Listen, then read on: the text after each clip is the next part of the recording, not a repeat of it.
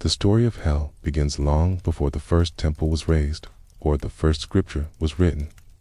In the quiet tremors of human awareness, when ancient people looked into the darkness and felt something watching back. Long before names like Tartarus, Gehenna, Kur, or Jahannam existed, there was simply the unknown. Every night, early humans saw the sun vanish beyond the horizon, felt the cold sweep in, and understood that light was never guaranteed to return. In that delicate tension between hope and fear, the earliest seeds of the afterlife began to sprout. The world of those early humans was overwhelming and alive in ways that modern comprehension struggles to grasp. The wind spoke in strange tones. Fire crackled with unpredictable force. Animals appeared and vanished without explanation. Death was not an abstract subject studied in books, but a constant shadow that followed families, tribes, and wanderers across the plains.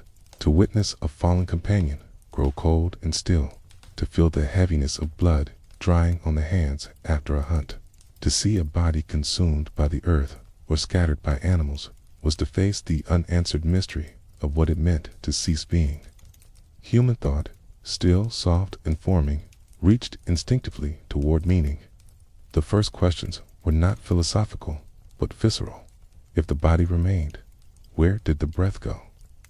If the eyes closed forever, what happened to the person who once looked through them?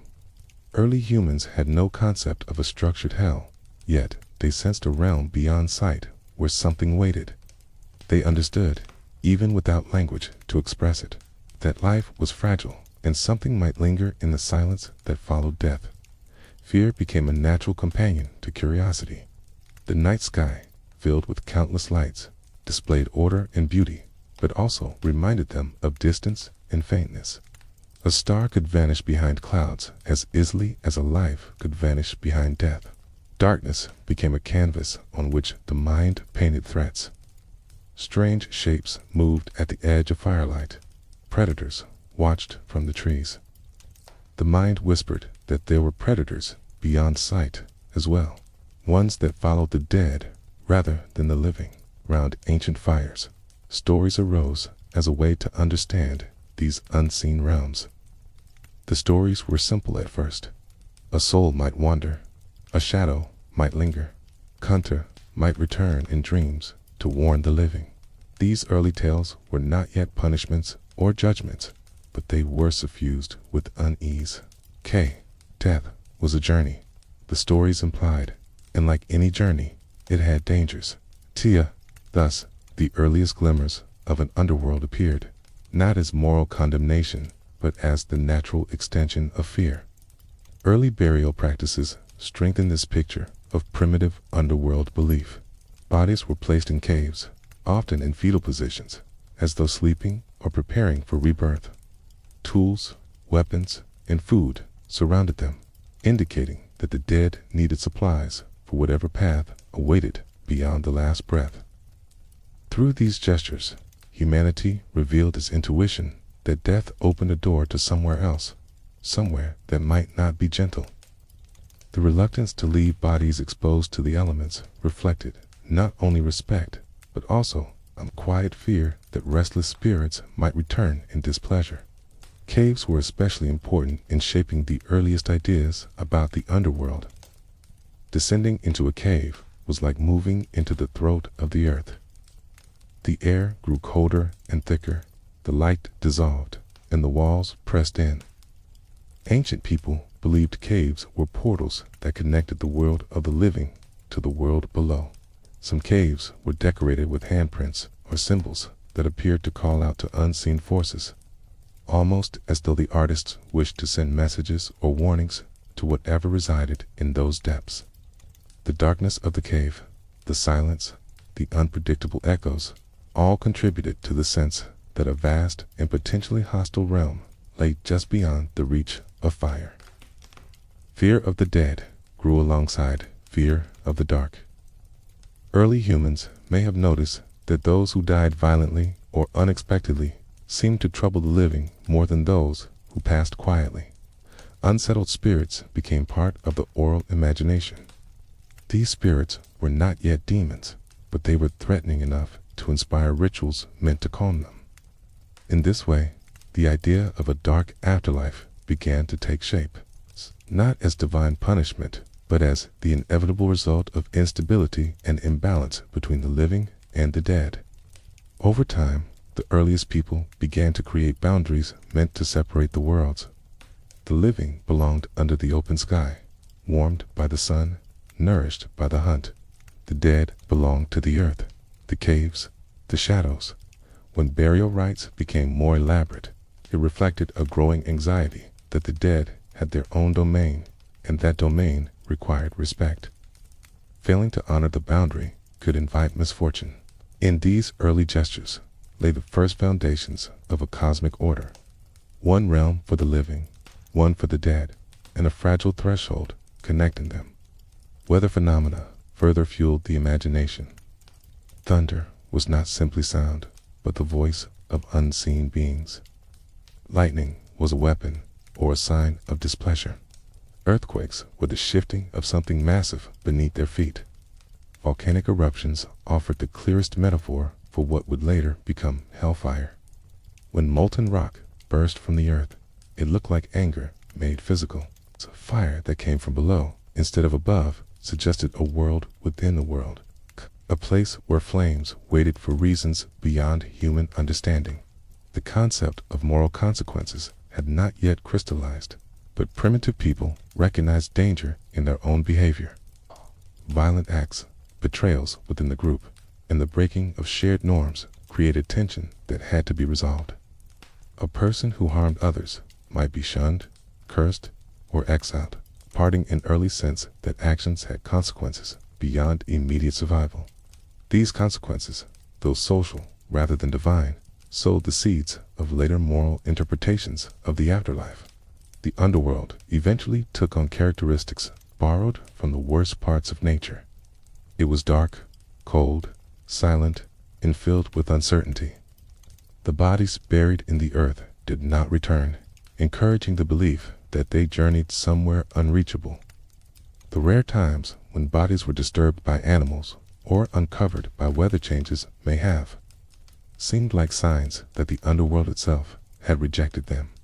Even decomposition fed the imagination, as the transformation of the body into something unrecognizable suggested dangers beyond death. In the absence of a written record, the imagination filled the void with symbols and stories passed from generation to generation. The earliest shamans likely played a significant role in shaping these beliefs. Through trance states, dreams, or ritual practices involving drums, fire, and intoxicating herbs, shamans claimed to travel between worlds. They described realms of ancestors, shadows, and spirits. These descriptions became a shared map of the unseen, offering guidance on how to appease or avoid the dangers lurking beyond life. As social structures developed, so did the complexity of underworld beliefs. Tribes grew larger. Conflicts between groups intensified. The need for social cohesion became more pressing. Leaders and spiritual figures began to emphasize certain behaviors as beneficial or harmful to the community. While early underworlds were not moral, they were nevertheless shaped by social pressures. A dangerous or disruptive person could be imagined as facing similar danger after death. This early association between earthly behavior and post-mortem experience laid the groundwork for later moralized versions of hell. The earliest rituals surrounding death reveal a fear of being forgotten. To be forgotten meant to lose one's place in the continuity of the tribe. A forgotten spirit might wander aimlessly. A wandering spirit was thought to bring misfortune. Thus, memory itself became a form of salvation, and the loss of it became a kind of punishment. This idea, subtle at first, would later blossom into the fear of eternal exile and spiritual isolation core themes in many later depictions of hell. Even the simple act of watching the stars each night contributed to the formation of early afterlife concepts. The stars appeared eternal, while human life was fleeting. Some cultures believed souls joined the stars, rising upward into brightness. If some went upward, it was natural to imagine that others went downward into darkness. Thus, the sky became a metaphor for reward, while the earth became a metaphor for loss, confinement, or suffering. Humans were constantly mapping their experiences onto the world around them, and in doing so, they defined the boundaries of the afterlife that would endure for thousands of years. The bond between fear and curiosity is never easily broken. Early humans lived at the edge of comprehension, constantly interpreting signs that they believed came from unseen realms. Illness, especially mental illness, was often attributed to spirits.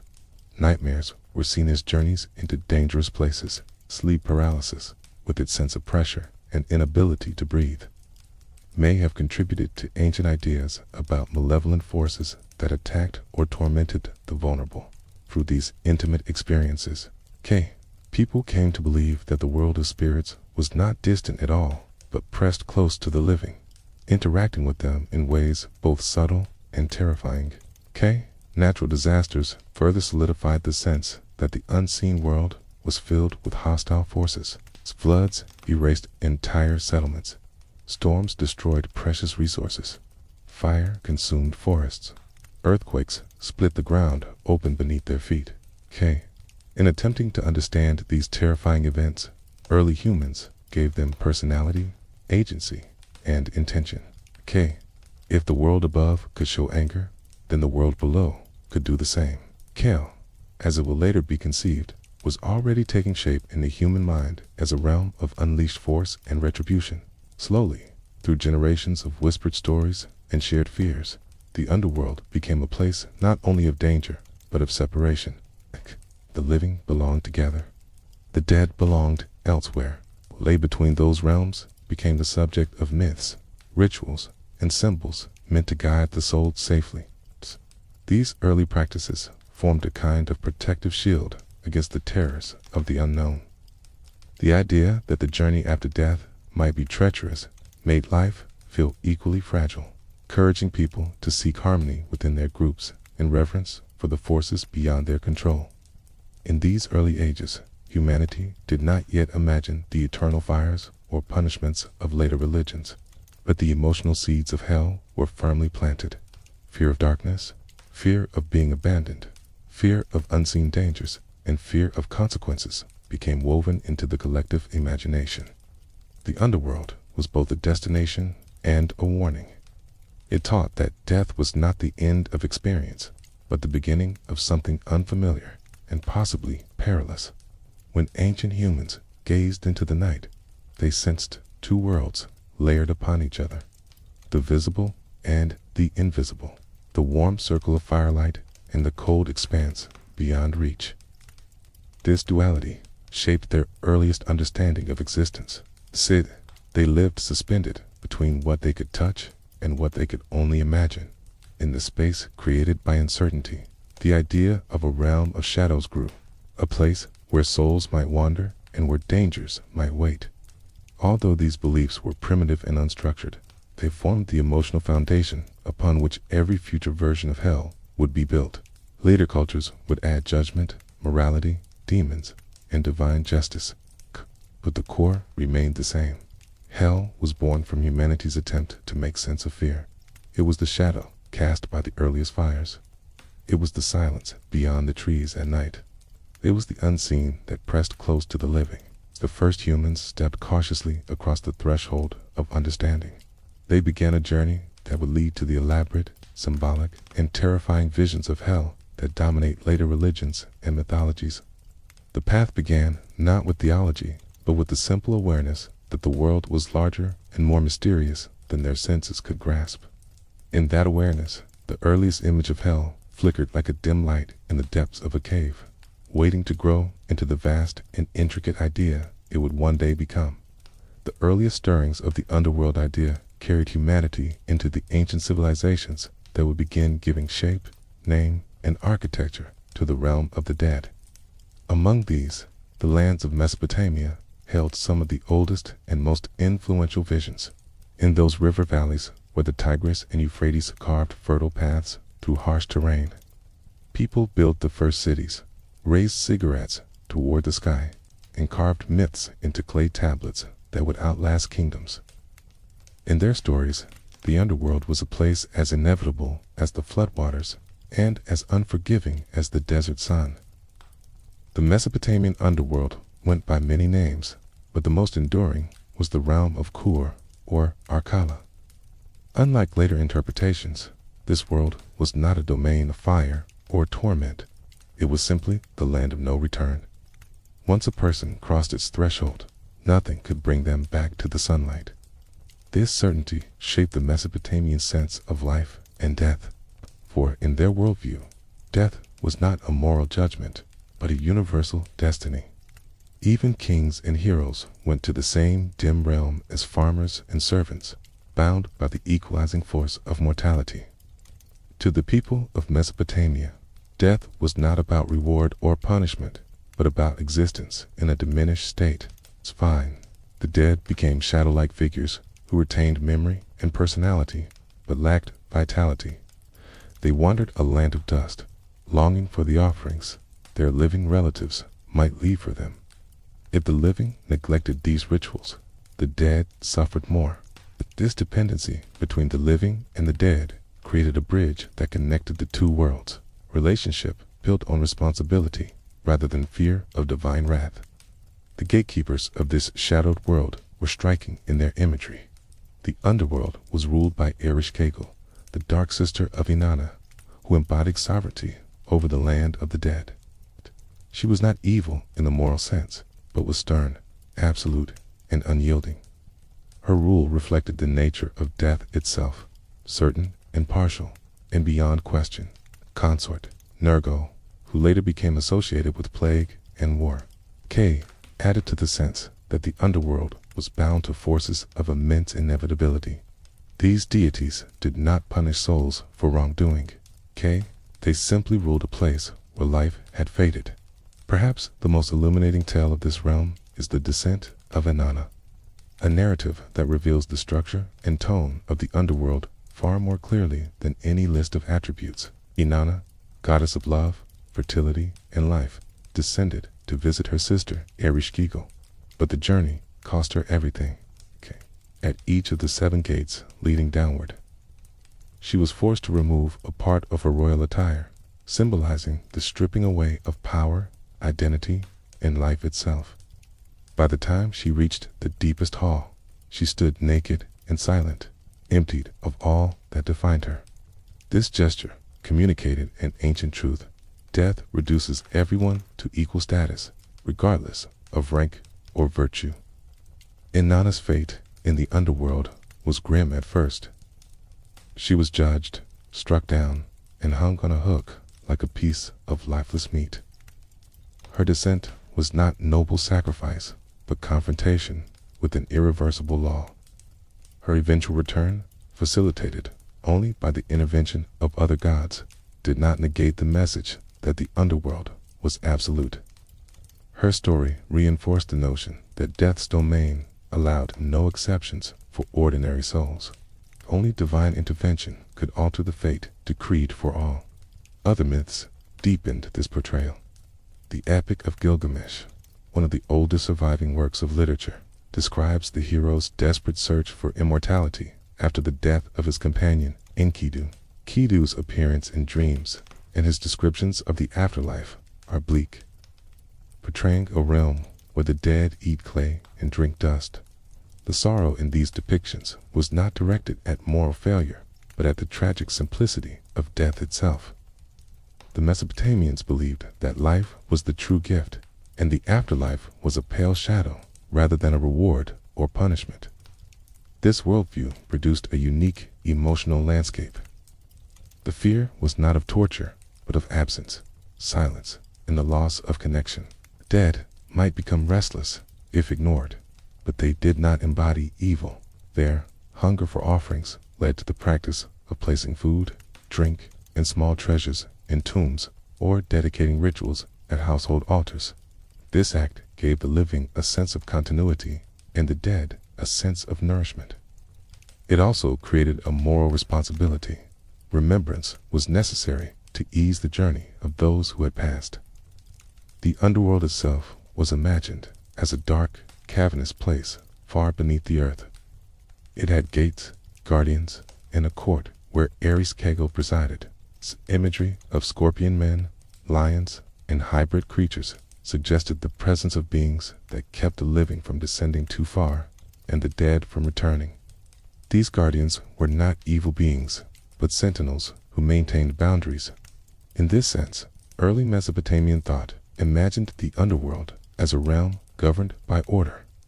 Its horror came not from cruelty, but from confinement and inevitability.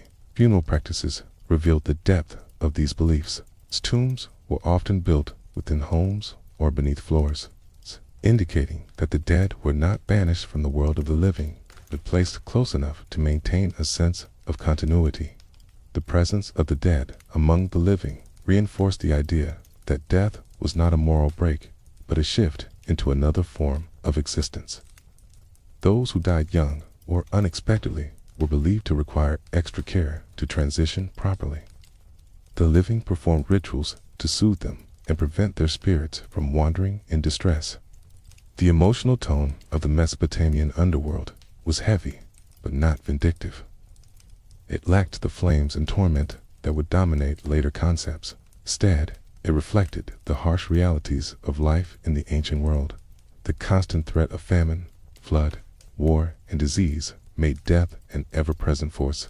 Thus, the underworld was shaped to resemble the unavoidable conditions of existence. Survival in the afterlife depended on the living, just as survival in the world depended on the gods and natural forces. The belief that all souls shared the same fate had profound social implications. It suggested that earthly hierarchy held no sway in the land of the dead. Kings and beggars alike faced the same dusty eternity.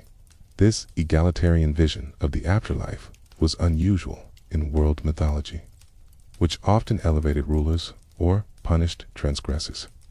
In Mesopotamia, the anonymity of death erased social distinctions, making the underworld a realm of solemn unity rather than divine judgment. Despite this uniformity, certain myths hinted at exceptions or special fates. Heroes who performed extraordinary deeds or made pacts with gods sometimes experienced different outcomes. For example, elite individuals might be said to serve the gods in the underworld or dwell in slightly more pleasant conditions. Yet, these were rare exceptions, rooted in storytelling rather than doctrine. The Mesopotamian underworld remained largely consistent, a place of shadows where existence continued, but joy did not. This worldview influenced neighboring cultures as well. The idea of a shadowy, neutral afterlife spread to the Levant and the early Mediterranean. Hebrew Sheol, for instance, resembled the Mesopotamian underworld in its earliest form. The concept of a morally undefined realm of the dead appears repeatedly across early civilizations, suggesting that the Mesopotamian model established a foundation later built upon by more complex theological systems. The emotional impact of these early beliefs cannot be overstated. The thought of entering a dark realm where identity persisted but vitality faded evoked both fear and acceptance. It encouraged people to cherish life, maintain family bonds, and uphold traditions that honored their ancestors. This reverence for continuity shaped the character of early societies, creating a culture in which the dead were not exalted or condemned, but remembered. The mechanisms of storytelling also played a crucial role in shaping this underworld. Oral traditions carried vast mythic cycles across generations, each retelling embedding deeper meaning into collective consciousness. These stories evolved with the people, absorbing their fears, triumphs, and shifts in social structure. When drought struck, myths reflected hostility in the underworld. When prosperity returned, stories softened. The underworld, therefore, was not only a realm of the dead, but a mirror of the people's emotional state. The relationship between the gods and the underworld added layers of complexity to the ancient imagination. The gods who governed life were dynamic, active, and responsive, while those associated with death were rigid and distant. This contrast highlighted the difference between the living world and the shadow realm. The living world was unpredictable but vibrant. The underworld was predictable but static. This duality reinforced the idea that life, with all its volatility, was precious, while death, though orderly, was devoid of possibility. As the Mesopotamian civilizations evolved, so too did their mythological interpretations. Different city-states emphasize different aspects of the underworld. In some traditions, Nergal's presence added a harsher tone. In others, Ereshkigal's authority was gentler. These variations revealed that the underworld was not a fixed concept, but an adaptable one, shaped by local beliefs and cultural needs. Yet it remained anchored in the fundamental idea of a realm that awaited all without distinction. Archaeological discoveries provide tangible evidence of the ancient fear of the unseen. Amulets, charms, and protective symbols found in burials indicate a desire to shield souls on their journey. Figurines depicting protective spirits were placed in tombs to guide or guard the dead. These practices suggest that even in a neutral afterlife, danger was possible. The presence of protective objects implied anxiety about the journey rather than the destination, adding psychological depth to the belief system. The role of dreams further illuminated the underworld's character. In ancient Mesopotamia, dreams were considered portals where the living might glimpse the land of the dead. Messages from ancestors, warnings, or visions of distant realms were interpreted as evidence of a porous boundary between life and death. This gave the underworld both immediacy and mystery, reinforcing the belief that the two worlds coexisted in overlapping layers. The harsh environmental conditions of Mesopotamia shaped the nature of its underworld. The rivers that brought life could also bring destruction. The plains that supported agriculture could dry up without warning. The sky that offered light could unleash storms. These contradictions mirrored the idea of a world beyond death that was neither malicious nor merciful, but simply present. The unpredictability of nature influenced the sense that nothing in life or death was guaranteed. As societies grew more complex, the underworld took on a more structured form. It became described with levels, gates, and specific residents. Yet, even with these added details, the emotional tone remained consistent. The dead existed, but without joy. They remembered, but without hope. This subtle suffering, born from lack rather than cruelty, shaped the earliest emotional blueprint of what future generations would call hell. In time, the Mesopotamian underworld began to influence emerging ideas about the relationship between morality and the afterlife. Though the underworld itself did not punish wrongdoing, the human mind began to wonder whether certain actions might disrupt the soul's passage. Ritual errors, taboos, and transgressions could attract the attention of hostile spirits or anger the gods. These fears hinted at a connection between ethical behavior and post-mortem consequences, a concept that would later blossom into explicit moral judgment. The Mesopotamian vision remained, however, grounded in realism rather than moralism. Death was a condition, not a sentence. The dead were not sinners, but shadows. They did not burn or scream, but they hungered. In the quiet desperation of this image, one can see the earliest emotional roots of hell. Fear, not of torment, but of being forgotten, ignored, or abandoned in the darkness. As time carried these ideas forward, humanity would begin weaving moral judgment, divine justice, and ultimate consequences into the framework of the afterlife. Yet, in the ancient lands of Mesopotamia, the underworld remained a reflection of life's fragility rather than sin's punishment. It was the first great realm of shadows, the cradle from which all later visions of hell would emerge. As the civilizations of Mesopotamia continued to shape the earliest shadows of the afterlife, another society rose along the banks of a very different river. In Egypt, The Nile flowed with a rhythm so steady and benevolent that it carved not only fertile land, but a worldview infused with order, cycles, and cosmic harmony. Life in ancient Egypt depended on the reliable return of the floodwaters each year. When the river rose, fields flourished. When it receded, farmers planted. The cycle repeated with such consistency that the Egyptians saw the entire universe as governed by a delicate but dependable balance. This balance, known as Mat, was the foundational principle of Egyptian existence. Mat was truth, harmony, order, and justice, personified as a goddess who held the world together. Every sunrise, every flood, every breeze that cooled the desert heat affirmed her presence. To live in accordance with Mat was to live rightly, to align one's actions with the cosmic rhythms that sustained creation. Anything that disrupted this balance was a threat not only to individuals, but to the entire universe. It was within this worldview that the Egyptians constructed their vision of the afterlife.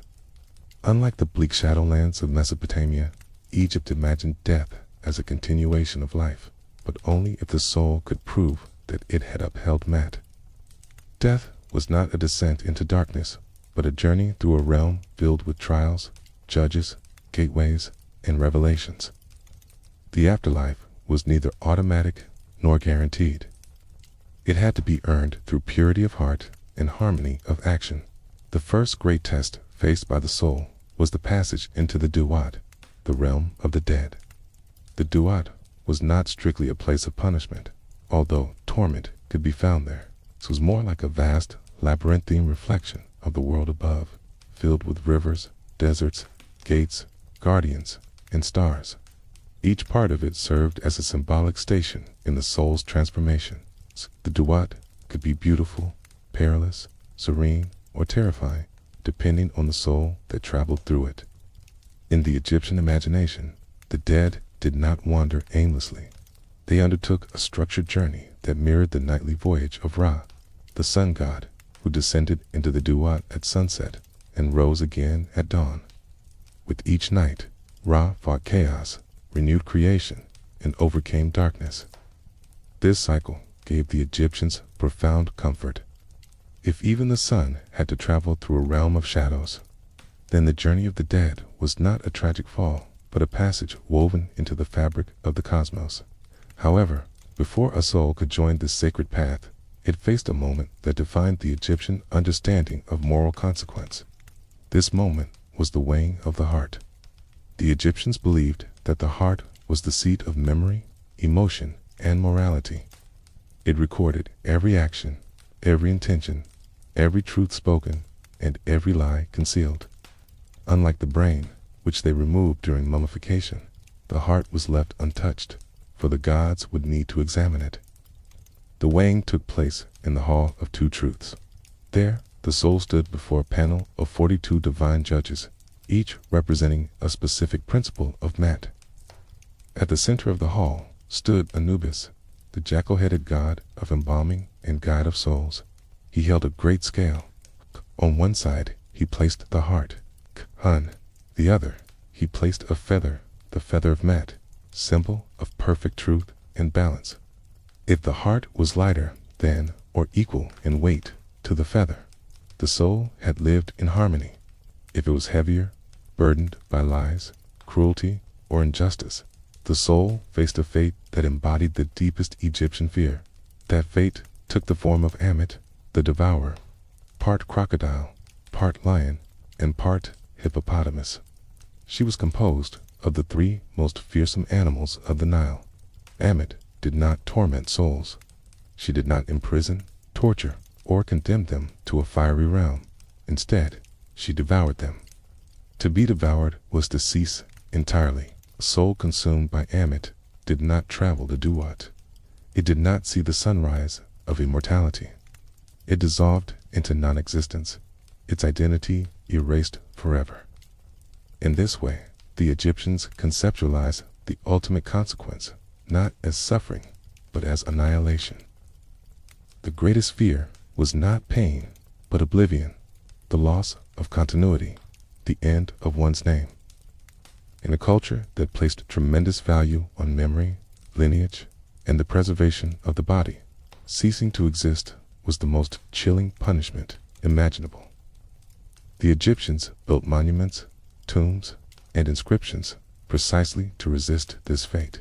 A name spoken kept a soul alive. A memory preserved granted spiritual endurance. To lose one's name was to lose eternity. A soul passed the Wang. Its journey continued through the winding passages of the Duat. These passages were filled with guardians, gates, trials, and riddles. Some parts were luminous, reflecting the guiding stars. Others were shrouded in darkness, where serpents or hostile spirits lurked. The soul carried sacred texts, such as the spells inscribed in the Book of the Dead, designed to guide and protect it. These spells were not mere incantations, but navigational tools, offering reassurance that the journey, though difficult, had a map. The afterlife journey resembled both a trial and a pilgrimage. The soul encountered scenes where the waters of chaos surged. It faced monstrous beings who demanded the knowledge of secret names or divine truths. It crossed fields of reeds, sailed celestial rivers, and moved through corridors lined with symbols of creation. These challenges were not punishments, but initiations. They represented the soul's transition from mortal limitations to divine continuity. Its punishment existed in the duat, but it was not the central focus. Souls who failed certain trials or who attempted to deceive the gods faced unpleasant fates, being cut apart, burned, or trapped. But these fates were temporary, symbolic, or part of mythic narratives rather than a consistent doctrine. Eternal torment was not the Egyptian concern. The true dread lay in the heart's heaviness during judgment, for that was permanent. The Egyptians saw moral behavior not as obedience to divine command, but as alignment with cosmic truth. A lie disrupted Met just as surely as a drought disrupted agriculture. Violence, greed, and cruelty were forms of disorder that harmed the community and the universe. Thus, the Wang of the heart served as a reflection of life's balance. A well-lived life contributed to cosmic harmony. A life of chaos burdened the heart and threatened the soul. The meticulous process of mummification reflected these beliefs. The body had to remain intact to serve as a vessel for the soul in the afterlife. Every organ was removed with care. The skin was anointed with oils and resins. The body was wrapped in linen, inscribed with protective symbols. This was not mere ritual, but preparation for eternity. To fail in this process was to risk the soul becoming lost, incomplete, or vulnerable. Even the tombs served symbolic purposes. They were not simply graves, but gateways. The shape of the tomb, the orientation of the body, and the inscriptions on the walls all reflected the journey through the duat. Scenes depicted the Wang of the heart, the presence of gods, and the soul's transformation into an eternal being. These images reminded the living of life's purpose and the dead of their path. The Egyptian understanding of the afterlife also included a profound sense of reciprocity. The living were responsible for sustaining the dead through offerings, prayers, and remembrance. In return, the dead granted blessings, protection, and intercession. This exchange maintained continuity between the two worlds. The living neglected the dead. They risked losing the support of their ancestors. If the dead behaved wrongly, they faced their own loss of identity. This mutual dependency connected the entire society across generations. This worldview created an atmosphere of hope mingled with solemn responsibility. Death was not feared as a fall into darkness, but respected as a step into a divine cycle. The afterlife was a place where order prevailed, where justice was measured with precision, and where the soul could flourish if it had honored truth. Yet, beneath this serenity lay the quiet terror of being weighed and found wanting. The Egyptians lived with the awareness that every action, every word, and every intention accumulated in the heart. This awareness shaped daily life. People strove to uphold honesty, fairness, and kindness, not out of fear of torment, but out of desire for harmony. They wished for their hearts to remain light. They wished for their names to endure. The fear of annihilation was balanced by the hope of eternal renewal, creating a vision of the afterlife that was both demanding and comforting. The influence of this belief system extended far beyond Egypt's borders. The idea of moral judgment after death, represented by the weighing of the heart, would echo through later traditions, inspiring concepts of divine justice in Judaism, Christianity, Islam, and various philosophical schools. The image of the scale, the concept of truth guiding destiny, and the idea of annihilation as ultimate consequence would become recurring themes throughout world history.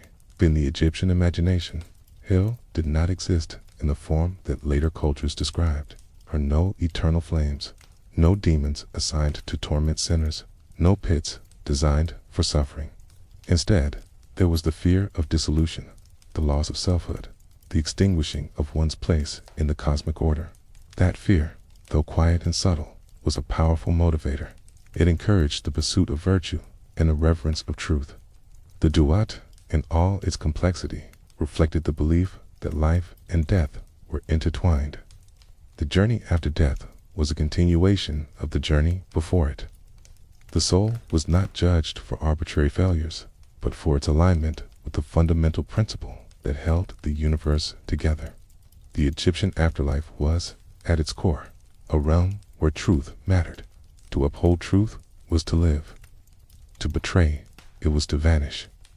As the Nile continued to flood and recede, as the dynasties rose and fell, as the pyramids took shape in the desert, the Egyptian vision of the afterlife remained constant. It offered structure to the unknown. It offered justice in a world where fate often seemed indifferent. It offered hope that life, when lived rightly, could transcend death. With this vision, the Egyptians contributed one of the most enduring foundations of what humanity would later call hell, the idea that the soul's fate reflected its moral weight. They replaced the Mesopotamian realm of shadows with a realm of truth, a realm where cosmic order judged the heart. From this, the concept of divine justice and moral consequence would grow, eventually taking the form of realms of reward and realms of torment. But for the Egyptians, the fear was never flame, it was never torture, it was never suffering inflicted by a wrathful deity. The fear was silence. The fear was erasure. The fear was the loss of one's name in the hall where truth was weighed.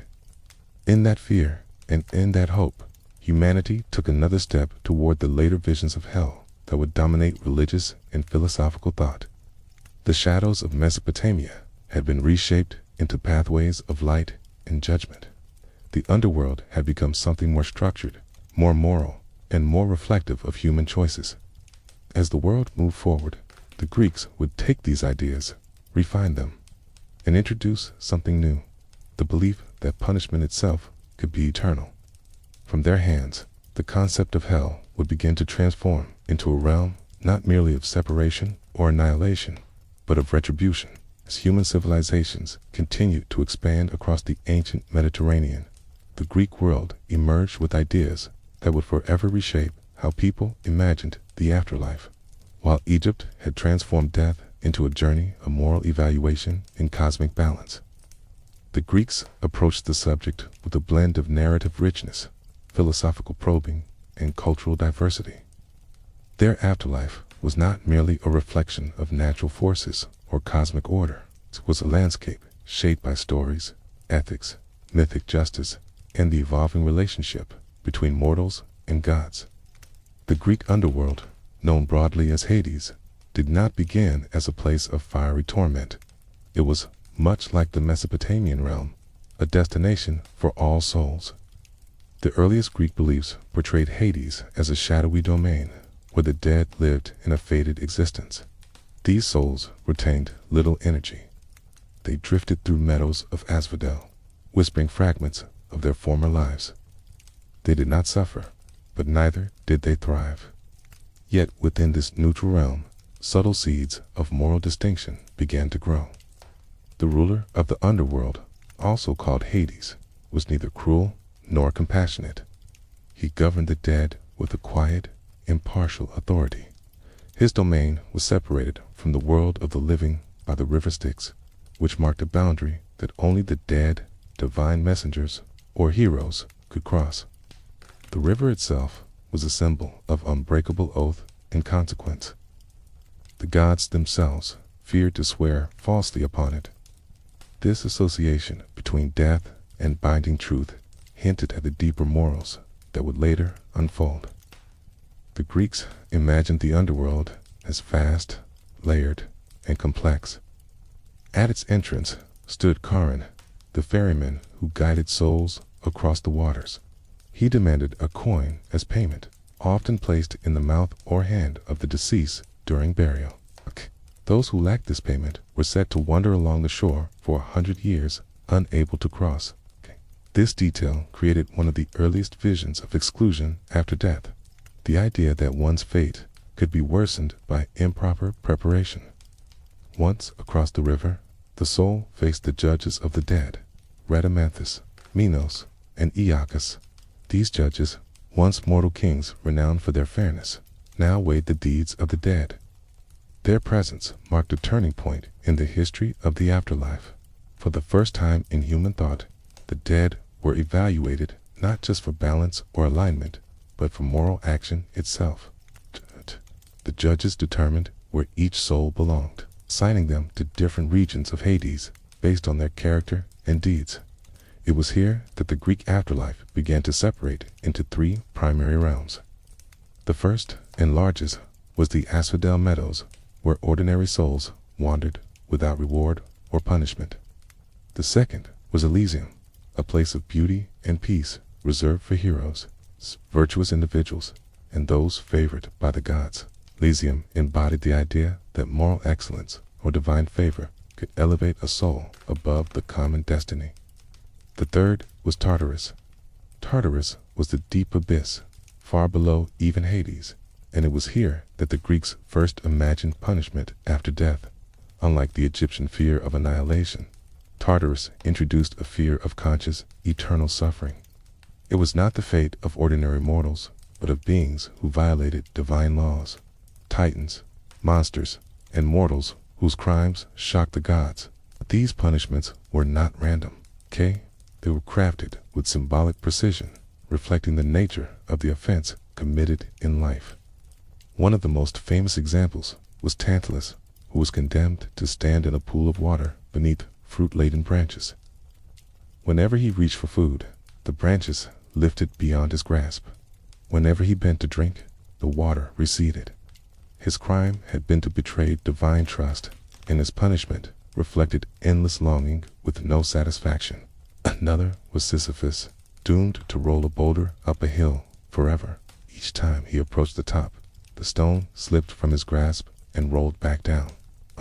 His punishment reflected his relentless deceit and manipulation during life. These mythic punishments were striking not only for their cruelty, but for their logic. They represented an early form of ethical storytelling, where consequences mirrored transgressions.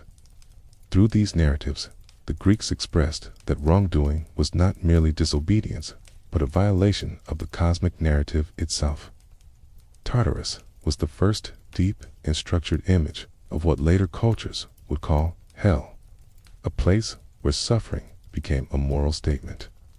Yet, it is important to understand that, in early Greek thought, the majority of souls did not experience such torments. The idea of universal punishment did not exist. Instead, the Greeks created a layered afterlife where destiny reflected identity. Heroes and the blessed enjoyed Elysium, ordinary souls wandered the meadows, and only the profoundly wicked or divinely cursed faced Tartarus. This variation in fate reflected the Greek appreciation for complexity, ambiguity, and personal responsibility. As Greek culture evolved, so too did their understanding of the afterlife. Poets, philosophers, and playwrights each contributed their own interpretations. The Homeric vision was mostly neutral, focusing on the shadowy existence of the dead. Over time, however, philosophical inquiry deepened the concept. Mystical cults such as the Orphic and Eleusinian traditions introduced new promises, rituals, and teachings about purification, rebirth, and divine union. The Orphic tradition, in particular, reshaped the Greek understanding of moral consequence.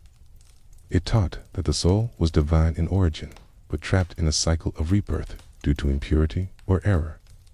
Life became a test, a chance to purify oneself through virtue, ritual, and knowledge. Those who failed this test were condemned to return again and again, facing suffering until they achieved release. Although the Orphics did not imagine Tartarus as punishment for all, they introduced the concept of purification through suffering, which would later influence religious traditions far beyond Greece. The Eleusinian mysteries offered a more hopeful interpretation. Initiates learned sacred rites that promised a blessed afterlife, free from the fear of wandering in darkness. These mysteries were not written, but transmitted through ritual and symbol, leaving behind only hints of their teachings. Yet their impact was profound. They offered the first widespread belief that spiritual knowledge could rescue the soul from a bleak fate. In this way, they elevated the idea of salvation from mythic tales into lived experience. Greek philosophers also contributed significantly to the evolution of the afterlife. Plato, in particular, offered some of the earliest philosophical arguments for moral judgment after death. In his dialogues, he described souls traveling through realms where they received rewards or punishments that mirrored their earthly lives.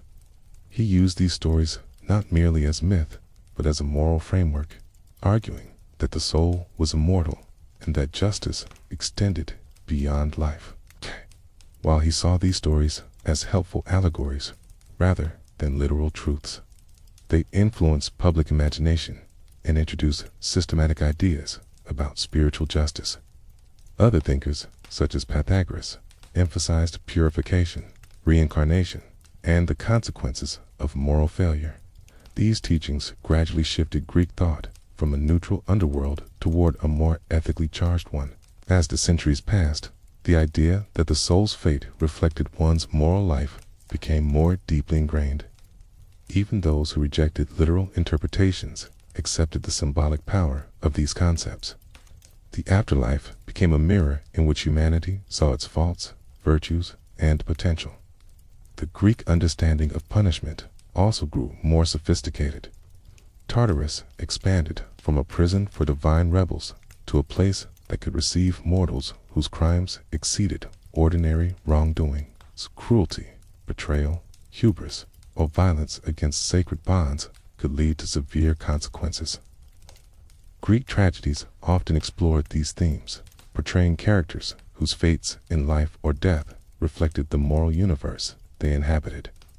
Their stories revealed a belief that the structure of the world demanded balance, tamed, and that imbalance would be corrected, whether in life or in the realm beyond.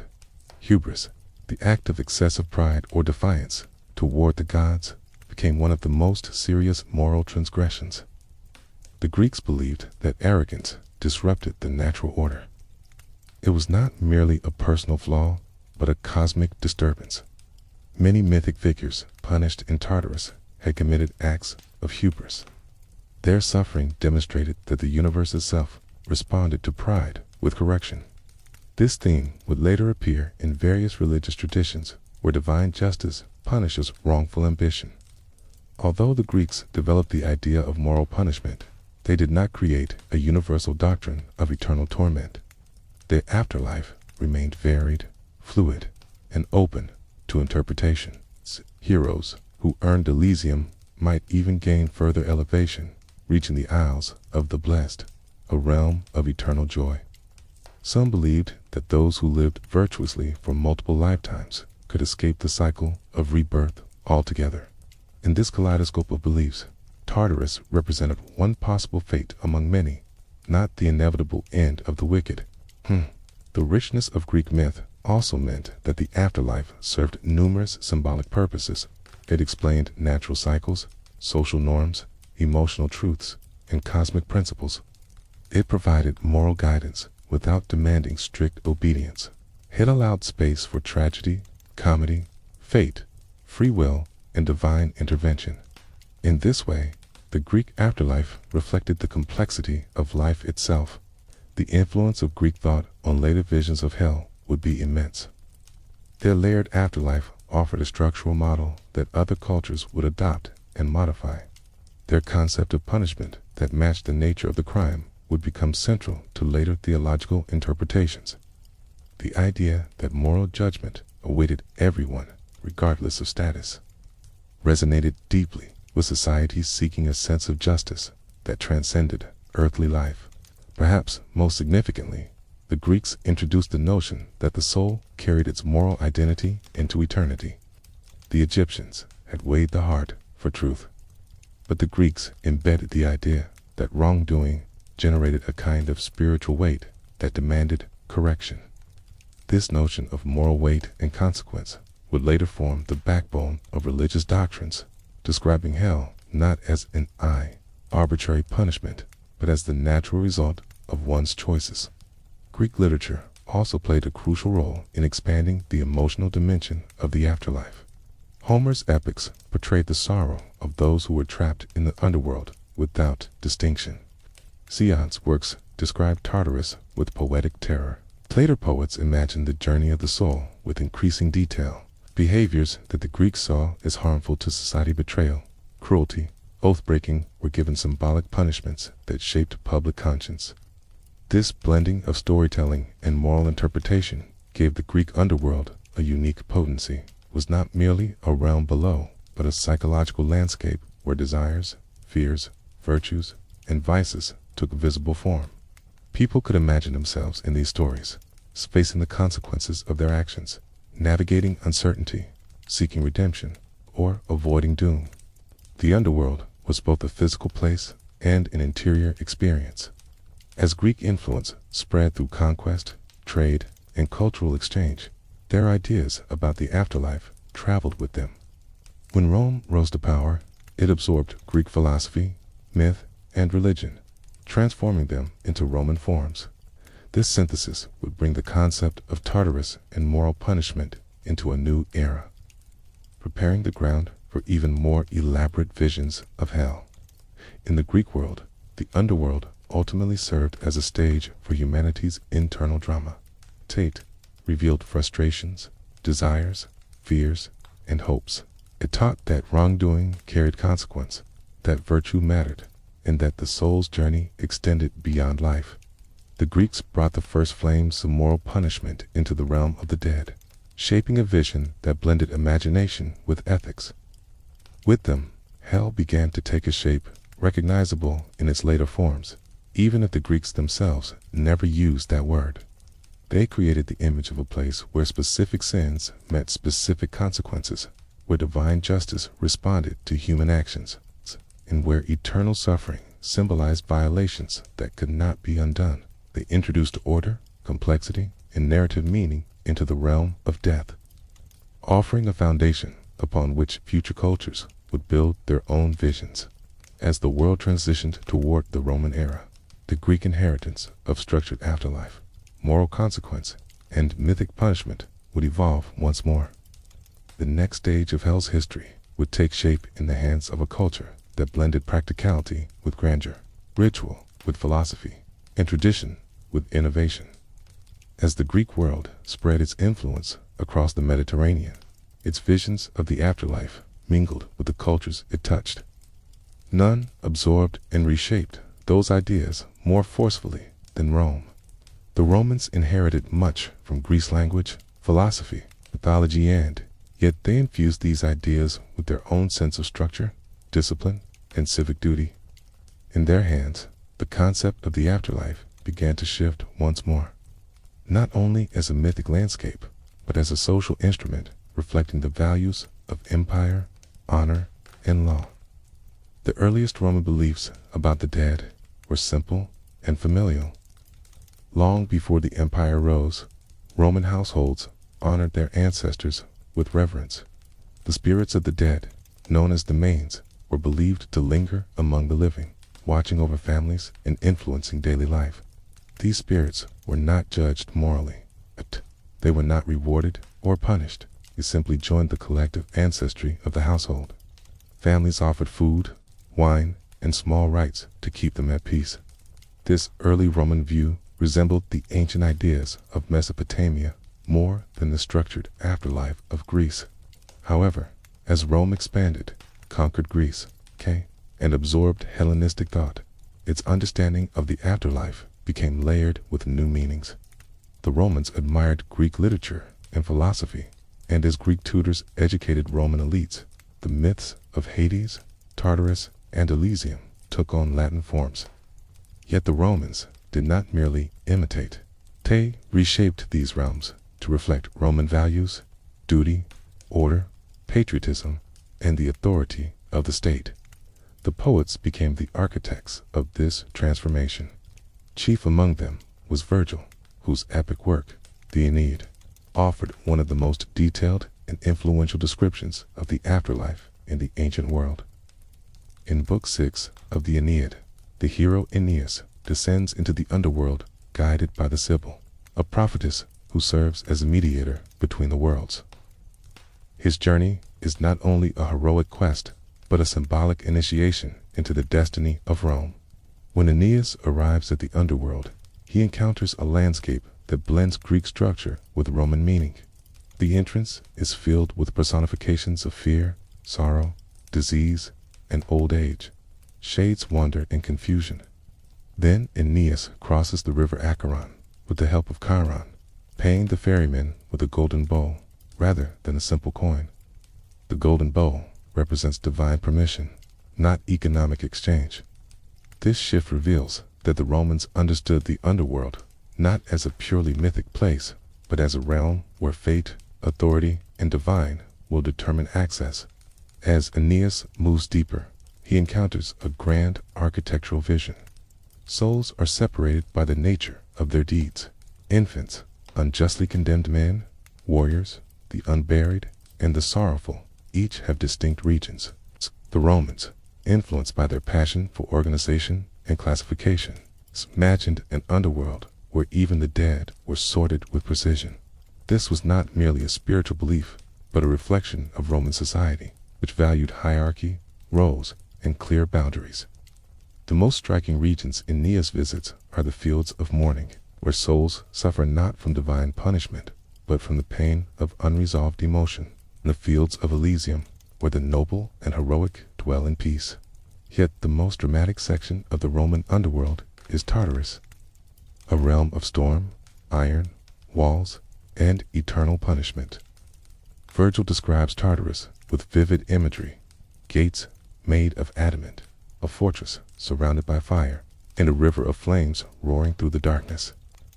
The punishments are not simple torments, but moral allegories that reflect Roman ideas of justice. Those who betrayed their state, corrupted justice, or committed crimes against the community suffer here. The Romans, with their deep sense of civic duty, imagined that offenses against society carried greater consequences than private sins. Thus, Tartarus became not only a mythic prison, but a moral warning to citizens. Treason, perjury, greed, and the abuse of authority were depicted as sins severe enough to echo into eternity. The underworld became a stage upon which Roman virtues, loyalty, discipline were affirmed. This shift marked an important evolution in the history of hell. For the first time, the afterlife was explicitly tied to civic morality and the stability of a political order. In earlier cultures, the afterlife reflected cosmic or natural forces. In Rome, it reflected the structure of the state itself. Punishment was not only divine, but ideological. Suffering after death reinforced the moral laws that controlled society and life. The Roman people were pragmatic, and their approach to myth often reflected that practicality. They did not dwell on the metaphysical intricacies of the afterlife with the same intensity as the Greeks.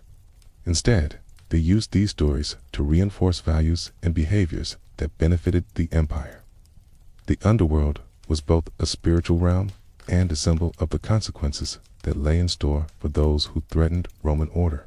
In this way, hell became a tool of social instruction.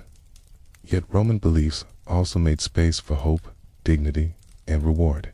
Elysium, the realm of light and peace, offered a vision of eternal rest for those who had served society with distinction. Heroes, founders, statesmen, and righteous individuals could enjoy a prolonged existence filled with beauty, music, and harmony. This dual structure, reward and punishment, created an early blueprint for the heaven and hell dichotomy that would dominate later religious traditions. Alongside mythic and poetic descriptions, the Romans also incorporated philosophical interpretations of the afterlife. Stoicism, one of the dominant philosophies of Rome, taught that virtue was its own reward and vice its own punishment. Many Stoics believed that the soul's suffering after death was symbolic rather than literal. Wicked people lived in torment long before they died because their inner world was disordered. In this sense, hell was not a distant realm but a psychological condition. This idea would reappear centuries later in Christian, Islamic, and even modern existential discourse. Epicureans, on the other hand, argued that death was simply the end of consciousness and therefore nothing to fear. They rejected the idea of torment after death entirely. Their teachings did not erase popular belief in an underworld, but they offered an alternative that influenced educated Romans. Writers like Lucretius described death as a return to nothingness, stripping hell of its power through reason. This tension between philosophical skepticism and popular belief would later shape debates about hell in many cultures. Roman religion itself further enriched the concept of the underworld. Rituals for the dead, festivals like the Parentalia, and practices meant to appease restless spirits reflected a belief. The boundary between the living and the dead was porous. Ghosts, known as Lemures, were feared as potentially hostile if neglected. These spirits did not inhabit Tartarus or Elysium, but lingered in the world above. This belief in restless dead created a parallel form of suffering, restless wandering, dissatisfaction, and inability to find rest. It represented a kind of hell on earth, rooted not in divine judgment, but in ritual failure. Within the mystery cults of the Roman world, new possibilities emerged. The cult of Bacchus, the rites of Mithras, and other esoteric traditions offered initiates secret knowledge and promises of a more blissful afterlife. These cults introduced the idea that salvation could be personal and transformative, rather than tied strictly to civic virtue. The Roman world, rich with cultural exchange, began to merge Greek, Persian, Egyptian, and local Italian elements into increasingly complex visions of spiritual destiny. Through these cults, the idea of hell gained subjective and emotional depth. As individuals sought personal liberation from sin, impurity, or ignorance, the image of eternal punishment also grew more detailed in Roman art and literature. Tombs depicted scenes of the afterlife, sometimes serene, sometimes terrifying. Funerary inscriptions reminded the living of moral responsibility. The belief that actions in life shaped one's fate after death became increasingly common. While not as systematized as later religious doctrines, these ideas provided fertile ground for the belief that hell could serve as a moral and psychological deterrent. As Rome expanded, it encountered new religions and philosophies that contributed to the shaping of the afterlife. One of the most influential sources was Zoroastrianism, the ancient Persian religion that emphasized the struggle between good and evil. Zoroastrianism introduced a more dualistic worldview, where the soul faced judgment after death, crossing a bridge that grew narrow for the wicked and allowed the righteous to pass safely. Those who failed faced torment or annihilation. This moral dualism would later influence Jewish, Christian, and Islamic concepts of hell through Rome's contact with Persia. These ideas entered a cultural melting pot that dissolved older forms and molded new ones. By the time Rome neared the height of its power, the afterlife had become a complex tapestry of myth, philosophy, ritual, and cultural exchange. It was no longer simply the home of ancestors or the shadowy realm of Hades.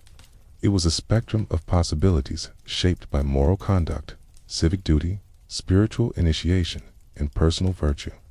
It could be peaceful, sorrowful, chaotic, or horrifying. It could reflect divine justice, social order, or inner turmoil. This evolution represented a significant step toward a moralized and structured hell for the first time in history. The fate of the soul after death was imagined as a response to the nature of the life one had lived. The Greeks had introduced the idea of moral consequence. The Romans expanded it into a system that applied to everyday citizens, leaders, soldiers, and criminals. Their version of hell was not universal, but it was powerful enough to shape collective consciousness for centuries. The Roman world also played a crucial role in transmitting Greek ideas into the cultures that would follow. When Christianity emerged within the Roman Empire, it entered a world already prepared to understand concepts like judgment, reward, punishment, and moral responsibility after death. The cultural soil was primed for the idea of eternal destiny based on moral choice. In this way, Rome acted as a bridge between ancient mythic underworlds and the more codified doctrines of hell that would develop in later faiths. As Rome shifted toward monotheism and Christianity began to rise, the imagery of the underworld underwent yet another transformation. The Roman legacy of order, justice, and structured consequence blended with the spiritual teachings of a new faith. Concepts like the lake of fire, eternal separation, divine judgment, and demonic torment found fertile ground in a society already familiar with Tartarus and moral punishment. That transformation would shape the next chapter in the history of hell, a chapter in which the realm of the dead would become not just a mythic landscape, but a theological necessity. The Roman world had taken the Greek underworld and woven it into the fabric of society, morality, and empire. It had created a vision of reward and punishment that reflected human behavior and divine order. It had preserved the earliest flames of moral consequence and passed them forward to the religions that would define hell for billions of people. As pagan Rome faded and new monotheistic traditions rose, the idea of hell would undergo its most dramatic transformation yet. What had once been a realm of shadows, then a realm of justice, would become a battleground between salvation and damnation, a place where divine power confronted human sin with absolute finality. As Rome expanded across the ancient world, it inevitably encountered a people whose beliefs about the afterlife would evolve into some of the most influential in history. The early Israelites, living in the hills, valleys, and deserts of the Levant, had inherited ideas shaped by older cultures while also developing a worldview uniquely tied to their covenant with a single, all-powerful God. Their understanding of the afterlife changed dramatically over time, shifting from a quiet, shadowy realm to a place infused with moral consequence and divine judgment. In the earliest layers of Hebrew thought, the realm of the dead was known as Sheol. Sheol was not a place of fire or torment. It was not a realm where sinners suffered and the righteous rejoiced. It was simply the destination of all the dead. The scriptures described it as a land of stillness, silence, and dust. Kings, prophets, farmers, and children descended together into its depths. In this ancient belief, Sheol resembled the underworlds of Mesopotamia far more than the hell that would later emerge. Sheol was imagined as a vast, cavernous space beneath the earth, a dim region where consciousness persisted but vitality faded. The dead did not praise God, nor did they suffer torment. They existed in a muted state, stripped of power and separated from the world of the living. The Psalms often spoke of Sheol as a place where memory dimmed and hope vanished. It was not a punishment, but the inevitable destiny of all humanity, a somber reflection of mortality rather than a moral judgment. Yet, even in these early beliefs, subtle tensions existed. Some verses portrayed Sheol as a distant, unreachable place, while others hinted that God could extend his power even there. Though the dead could not praise him, he could still see them. This idea, faint at first, marked the beginning of a transformation. If God's power reached Sheol, then the realm of the dead was not independent. It was part of a divine order that could be shaped by moral truth. As the Israelites encountered new empires, their worldview evolved. Babylonian exile, a traumatic period in their history, brought them into contact with ideas from both Mesopotamia and Persia.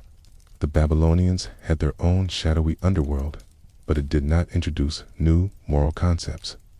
Persia, however, brought something different.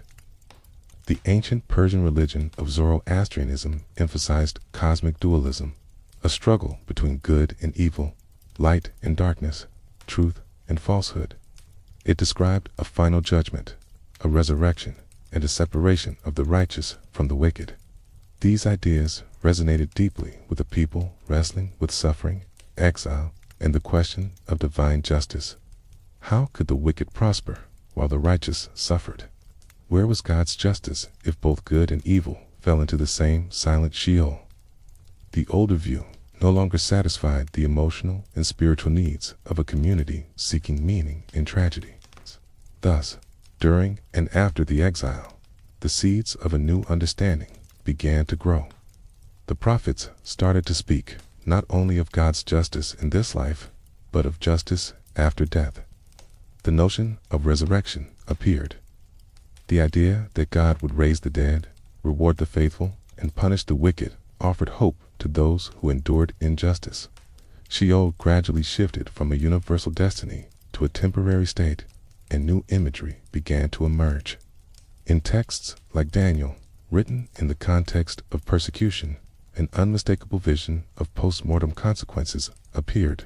Some would rise to everlasting life, others to shame. The realm of the dead now held distinctions based on moral and spiritual alignment. This transformation marked one of the most significant shifts in the history of the afterlife. For the first time in Israelite thought, the fate of the soul after death reflected one's relationship with God and adherence to divine laws. With this shift came new language. Terms like Gehenna began to appear. Gehenna was not initially a supernatural realm, but a physical valley south of Jerusalem. Known as the Valley of Hinnom, it had a dark history. It was associated with child sacrifice in earlier periods, a place condemned by prophets as a site of profound sin. Over time, it became a symbol of judgment. A physical valley became a metaphor for a spiritual fate. The idea of Gehenna did not immediately mean eternal torment. In its earliest appearances, it was a place where God purified or destroyed what was corrupted. Flames were symbols of cleansing as well as punishment. The imagery was intense, but it still belonged to moral restoration rather than endless suffering. Yet these images planted the seeds that would later blossom into more dramatic visions of hell. As Jewish thought continued to evolve during the intertestamental period, the centuries between the Hebrew scriptures and the rise of Christianity, the concept of the afterlife grew increasingly complex. Influences from Persia, Greece, and internal theological reflection intertwined. Literature such as the Book of Enoch introduced elaborate descriptions of places where angels fell, where souls awaited judgment, and where the wicked faced consequences. The notion of heavenly books, recording every deed, emphasized divine justice with extraordinary detail. In this literature, the cosmic world expanded. Heaven gained layers. The underworld gained compartments. Angels acted as judges, watchers, and record keepers. As fallen beings faced divine and eternal consequences. These writings did not represent the beliefs of all Jewish communities, but they reflected a growing imagination about the unseen world. The idea that the afterlife was not solely a shadowy silence, but a place of moral significance became a widespread thread. This period introduced the layered structure that would later influence the Christian and Islamic visions of hell. Souls could be purified, punished, or rewarded. Divine justice was not merely historical, but eternal. Suffering was no longer simply a result of earthly consequences or divine absence. It became linked to metaphysical judgment. Yet, despite these developments, Judaism did not settle into a single doctrine. Diverse views coexisted. Some groups, such as the Sadducees, held to the older belief that Sheol was the final end and denied the resurrection of the dead. Others, like the Pharisees, embraced resurrection, final judgment, and the moral sorting of souls. This diversity reflected the complexity of a tradition shaped by history, exile, political upheaval, prophecy, and constant interpretation. In everyday Jewish life, the focus remained on living in accordance with God's laws rather than speculating excessively about the afterlife. The covenant emphasized obedience, righteousness, justice, mercy, and community. The afterlife mattered, but it was not the center of spiritual life. Even as ideas about Gehenna and judgment developed, they served as extensions of ethical living rather than deterministic threats. Gradually, however, Gehenna began to take on a more defined shape as a place where the wicked faced purification or destruction. Rabbinic literature would later describe it as a realm where souls were refined, often temporarily, before joining the righteous. Only the truly corrupt or rebellious faced total annihilation. Eternal torment was still rare in these teachings. The emphasis remained on divine justice, correction, and restoration. Despite its moral weight, Gehenna was not a dominant focus. Jewish spirituality concentrated more on present life and collective destiny. The afterlife supported these ideas by ensuring that justice was ultimately fulfilled, even if not witnessed, in the earthly world. This subtle yet powerful idea would later become foundational for the religions that emerged from Judaism. What makes this stage in the evolution of hell so important is that it introduced several elements essential to the later doctrine. The idea that the afterlife reflects moral choice. The idea that God judges the soul. The idea that fire symbolizes divine justice. The idea that the wicked face consequences while the righteous receive reward. The idea that the afterlife is not uniform but differentiated. These concepts did not yet form the hell that modern people imagine.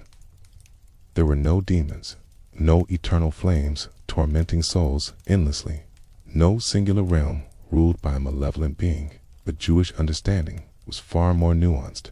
It emphasized God's justice, not cruelty. It balanced fear with hope, judgment with mercy, and consequence with restoration. As Jewish communities continued to experience suffering, occupation, and cultural exchange, these ideas deepened. The longing for justice in a world filled with injustice transformed the afterlife into a realm where God's fairness was fully realized. This longing would shape the spiritual landscape into which Jesus was born, and from which Christianity would expand the concept of hell into one of the most detailed and influential visions in human history. By the time the Second Temple period was underway, Jewish thought contained the building blocks of a more structured afterlife. It's the idea of a final resurrection, the separation of souls, and divine judgment became widely accepted among many groups. Fire imagery grew more vivid. The Valley of Gehenna took on symbolic power. Cosmic battles between good and evil became part of theological discourse. This shift represented one of the most profound developments in the evolution of hell. The underworld was no longer a static, neutral domain. It had become a stage for divine justice. It reflected not only death but life, not only fate but moral choice. It answered questions that older views left unresolved. Why do the wicked prosper? Why do the righteous suffer? Where is justice when earthly courts fail? In this evolving worldview, hell was born not from fear of death, but from longing for justice. As this transformation unfolded, the stage was set for Christianity, a faith that would take the moral distinctions of the Jewish afterlife, combine them with both Greek and Persian influences, and forge a vision of hell that would shape the moral imagination of civilizations for millennia to come. Christianity would introduce a more dramatic cosmic drama, a more explicit separation between salvation and damnation, and a more detailed depiction of the fate of souls. But in the ancient Jewish world, the most important transformation had already occurred. The underworld had become moral. It reflected the actions, intentions, and loyalty of each soul. It became a realm where divine justice corrected the failures of earthly life. And in that shift, hell began to take the form that the world would one day recognize. When Christianity emerged within the landscape of the Roman Empire, it inherited the diverse and evolving ideas about the afterlife from the Jewish world. Those ideas were already shaped by centuries of reflection, suffering, exile, hope, and contact with foreign philosophies. Christianity did not begin with a blank canvas. Instead, it began with a foundation built from Sheol's shadowed silence, Gehenna's fiery symbolism, prophetic visions of resurrection, and apocalyptic expectations of divine judgment. Yet, once Christianity formed its teachings, it began to expand, transform, and intensify these concepts in ways that would forever alter the history of hell. In the teachings of Jesus, the afterlife occupied a place of profound moral weight. Jesus spoke of judgment, accountability, and the separation between those who aligned with God and those who rejected divine truth. However, his language was rich with metaphor and layered with symbolic meaning. He used the imagery of fire, darkness, and exclusion, not as literal descriptions of a physical realm, but as powerful expressions of spiritual destiny. Fire represented purification, destruction of evil, and divine presence. Darkness symbolized separation from God, moral blindness, and loss of spiritual direction. The term Gehenna appeared repeatedly in Jesus' teachings. Its audience understood it both as a physical valley with a dark past and as a symbolic representation of divine judgment. Jesus used imagery that his listeners would recognize immediately. The valley that once hosted child sacrifice became a metaphor for ultimate consequence. Yet in these teachings, Gehenna was not described as an eternal place of torment ruled by a malevolent being. It was a symbol of finality, divine justice, and the serious implications of moral choice. Jesus also described a future in which God would separate the righteous from the wicked, much like a shepherd separating sheep from goats. This separation was based not on ritual observance alone, but on how individuals lived their lives, how they treated the vulnerable, and whether they embodied compassion and righteousness. In this vision, the afterlife became the continuation of moral truth, not an arbitrary destiny. Jesus emphasized that one's actions echoed into eternity. The measure of kindness, mercy, and justice shaped the soul's fate. Early Christian communities embraced these teachings and began to interpret them through the lens of apocalyptic expectation. Many early Christians believed that the end of the world was near and that divine judgment would arrive within their lifetime. This urgency influenced how they spoke about salvation and destruction. The afterlife was not a distant speculation, but an imminent reality. The idea of separation between the faithful and the unfaithful gained intensity, and with it, the symbolism associated with eternal consequence grew sharper. As Christianity spread throughout the Roman Empire, it encountered cultures and philosophies that shaped its understanding of the afterlife. Greek philosophical ideas about the immortality of the soul influenced Christian thought. Concepts of moral recompense from Greek and Roman traditions added new dimensions to Christian teaching. Persian dualism, with its dramatic contrast between good and evil, light and darkness, also left an imprint. These influences did not replace Jewish foundations, but blended with them, forming a complex and dynamic framework. One of the most significant developments in early Christianity was the merging of moral consequence with cosmic judgment. The teachings of Jesus emphasized love, compassion, and humility, but they also warned of the dangers of rejecting divine truth. Early Christians believed that God's justice demanded a reckoning for wrongdoing. The idea that the wicked would face destruction or exclusion became central. Over time, this exclusion took on more vivid imagery. The New Testament texts reflect this evolution. It's picked up the book of Revelation, with this symbolic and apocalyptic language, describes scenes of fiery judgment, cosmic upheaval, and the final defeat of evil.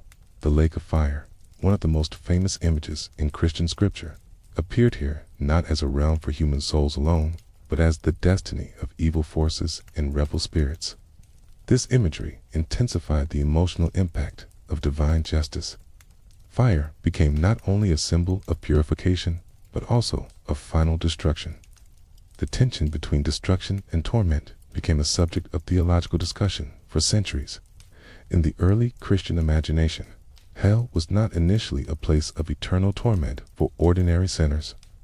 Many early Christians believed in two primary destinies: eternal life with God or complete destruction, often called the second death. The idea of eternal conscious torment appeared gradually, influenced by both philosophical traditions and theological debates. As Christianity grew, so did its need to articulate a more detailed vision of the afterlife. This articulation responded to questions raised by believers, converts, and critics alike. One of the earliest Christian thinkers to expand the concept of hell was Tertullian. Living in the 2nd and 3rd centuries, he described the afterlife in vivid terms. For him, hell was a place of torment where the wicked suffered for their sins, watched by the righteous as a demonstration of divine justice. Tertullian blended Roman legal imagery with Christian doctrine, creating a vision in which punishment served as moral instruction for both the wicked and the saved. His writings influenced later Christian thought significantly. Although not all early Christians agreed with his perspective, Origen, another influential early Christian thinker, offered a different view. He believed that God's love was so powerful that even the wicked might eventually be restored. For Origen, hell was a purifying fire rather than an eternal prison. Souls might suffer, but this suffering was aimed at healing and transformation, not endless torment. This idea, known as apokatastasis, emphasized the ultimate reconciliation of all creation. Although later condemned as heresy, it revealed the diversity of early Christian thought about the afterlife. Between these extremes lay a wide spectrum of beliefs. Some Christians believed hell was temporary for all but the most wicked. Others believed it was eternal for those who fully rejected divine love. Still, others emphasized destruction rather than suffering. This diversity reflected the early church's struggle to interpret scripture, tradition, and philosophical ideas in a unified way. As Christianity became more dominant within the Roman Empire, its teachings about the afterlife began to shape culture, law, and daily life. The 4th century marked a turning point when Emperor Constantine embraced Christianity and when the faith became increasingly intertwined with political power. The concept of hell served new social and theological functions. It became a tool for reinforcing moral behavior, maintaining social order, and defining orthodoxy. The Church used the threat of eternal consequence to guide believers toward obedience and piety. The idea of Satan also evolved during this period. In earlier Jewish texts, Satan was an accuser or adversary, a figure who tested or challenged individuals but did not rule a kingdom of evil. In Christianity, especially as it absorbed ideas from Greek and Persian dualism, Satan became the embodiment of rebellion against God. The idea that Satan ruled over a realm of punishment grew over time, although it was not explicitly present in the earliest scriptures. Medieval imagination would later solidify this concept, creating the popular image of hell as a kingdom ruled by demons. The merging of these ideas created a more dramatic and emotionally charged vision of hell. Divine judgment became a cosmic event. The afterlife became a battleground between good and evil. Souls faced eternal fates based on their alignment with God's truth. Heaven became a place of eternal communion, and hell became a place of eternal separation. The moral choices of life gained unprecedented gravity. Early Christian art also contributed to the expanding imagery of hell. Catacombs, frescoes, mosaics, and illuminated manuscripts depicted scenes of judgment, resurrection, and divine separation. In some artworks, fire engulfed the wicked. In others, demons dragged unrepentant souls into darkness. These images were symbolic at first, but became increasingly literal in the minds of the faithful. The association between sin and fiery punishment became deeply embedded in Christian culture.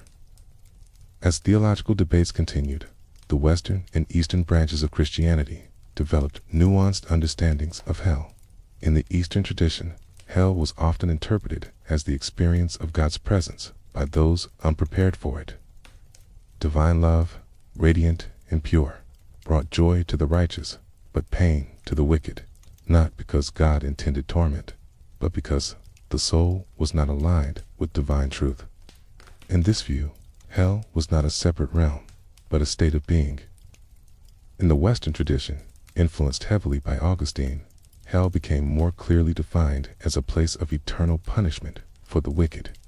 Augustine argued that divine justice required eternal consequences for mortal sin. His writings shaped Western Christian doctrine for centuries and firmly established the idea of eternal conscious torment as the destiny of the unrepentant.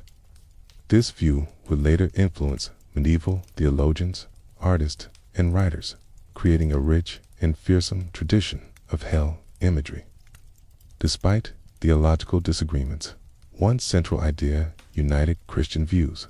Hell represented separation from God, whether interpreted as torment, destruction, purification, or inner anguish. The essence of hell was the loss of communion with the divine. This separation was seen as the ultimate consequence of sin, the natural result of rejecting God's love. In Christian thought, the moral stakes of life rose higher than ever before. Salvation became the path to eternal life. Damnation became the path to eternal separation. The afterlife was no longer a continuation of earthly existence or a symbolic reflection of cosmic order. It became a definitive, eternal destiny shaped by one's relationship with God.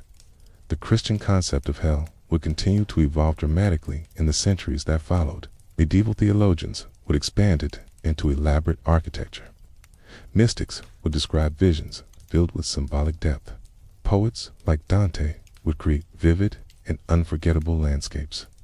Yet, all these later developments rested on the foundation laid in early Christianity, where the moralized afterlife from Judaism merged with philosophical influences and apocalyptic imagery to create a vision of hell with both divine justice and existential weight. Christianity transformed the afterlife from a realm of shadows and silence into a realm of cosmic consequence. It blended moral accountability with spiritual destiny. It made eternity personal, ethical, and deeply emotional. And in doing so, it shaped the human imagination more profoundly than any previous culture. As the early Christian world gave way to the medieval era, the concept of hell would deepen, expand, and take on forms that influenced art, culture, politics, and spirituality for over 1,000 years. The transformation from symbolic language into structured vision was about to begin. As the early Christian world faded into the medieval age, the concept of hell underwent one of the most dramatic transformations in its entire history. What had been symbolic in Scripture, varied in theology, and fluid in interpretation began to take on shape, color, structure, temperature, hierarchy, and location. Medieval Europe embraced the unseen world with an intensity unmatched by previous eras. Hell was no longer a metaphor or a distant theological possibility. It became a landscape imagined in terrifying detail, a place that shaped art, literature, ritual, and daily consciousness. The medieval imagination was vivid, sensory, and deeply emotional. Life during this time was harsh, uncertain, and frequently catastrophic. Plagues swept through towns. Wars ravaged kingdoms. Famine visited regularly. Infant mortality was high. The average person confronted suffering, loss, and vulnerability on a scale that modern society finds difficult to fully comprehend. In such an atmosphere, The promise of heaven brought deep comfort, and the fear of hell brought profound urgency. Christian doctrine guided medieval beliefs, but the images of hell that spread through Europe were shaped just as much by visual art, popular stories, liturgical drama, and the spoken word. Priests preached fire, demons, chains, and pits. Artists painted writhing bodies, monstrous figures, and infernal landscapes on church walls. Poets and storytellers crafted scenes of torment that stirred both fear and reflection. The idea of hell became not only theological, but visceral. People felt it, pictured it, and sensed its proximity. One of the earliest and most influential thinkers to shape medieval hell was Augustine. His writings emphasized the eternity of punishment for those who knowingly rejected divine truth. This idea intensified the fear associated with hell. No longer was it a place of temporary purification or symbolic separation. It became a place of infinite duration. Augustine argued that divine justice required eternal consequences for mortal sin because mortal life was too short to fully experience the weight of wrongdoing. This reasoning became a cornerstone of Western Christian thought. As Augustine's views spread, theologians and clergy elaborated on them. Scholastic scholars, drawing from Aristotle and Christian doctrines, attempted to explain the nature of hell with philosophical precision. They spoke of the soul's suffering, the justice of eternal punishment, and the ways in which divine wrath and divine love were reconciled. These debates were complex, but their effects filtered down into sermons, creating a culture where hell was both intellectually defended and emotionally feared. The medieval world also inherited rich imagery from earlier apocalyptic literature. The fiery lake of Revelation became a central symbol. Demons, once minor figures in Jewish texts, became elaborate characters with specific roles: tormentors, accusers, tempters, and inhabitants of the infernal realm. The idea that Satan ruled over hell as a king spread widely, even though it was not grounded in early Christian doctrine. Medieval stories blended scripture with folklore, imagination with theology, producing visions of hell that were both deeply cultural and deeply personal. Churches played an essential role in shaping these images. Medieval cathedrals were towering structures filled with art designed to teach an illiterate population through visual storytelling. Hell was carved into stone, painted on wood panels, woven into tapestries, and depicted in stained glass. Scenes of judgment, demons dragging sinners, and lakes of fire served as vivid reminders that moral choices carried eternal consequences. These images spoke directly to the fears of ordinary people, imprinting hell onto their inner landscapes. Among all artistic works, none shaped the medieval vision of hell more profoundly than the writings of Dante Alighieri. His epic poem, The Divine Comedy, transformed hell from a theological concept into a meticulously organized structure that captured the imagination of Europe for centuries. In Dante's Inferno, hell descended in 9 circles, each reserved for a particular type of sin. The punishments reflected the nature of the wrongdoing, a literary device known as contrapposto. For example, those consumed by anger were trapped in endless rage, and those who sowed discord were themselves torn apart. Dante's hell was a landscape of poetic justice. It was structured, detailed, and logical. It contained rivers, cliffs, winds, fires, and frozen wastes. It was populated by mythic figures, historical individuals, and creatures born from scripture and imagination. Dante's work was not intended to be a literal description of the afterlife, but a symbolic journey through the consequences of human failure. Yet the vividness of his imagery influenced the collective imagination so deeply that many came to see it as a true map of hell. The medieval church used the fear of hell as a tool for instruction and control. Sermons described the eternal fate awaiting those who engaged in sin.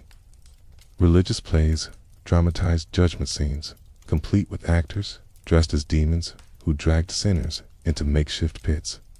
Pilgrims visited shrines that displayed artworks depicting hell in graphic forms. Confession, penance, and devotion were encouraged, not only through love of God, but through dread of eternal punishment. Despite this atmosphere, the medieval vision of hell was not entirely despairing. The concept of purgatory emerged during this period, offering hope that many souls could undergo purification rather than face eternal torment. Purgatory was not hell, but its flames were frequently described as painful and transformative. Souls who entered purgatory suffered in order to be cleansed, eventually becoming fit for heaven. This idea softened the stark dualism of eternal heaven or eternal hell by introducing a place of temporary but meaningful suffering. Yet hell itself remained a realm of finality.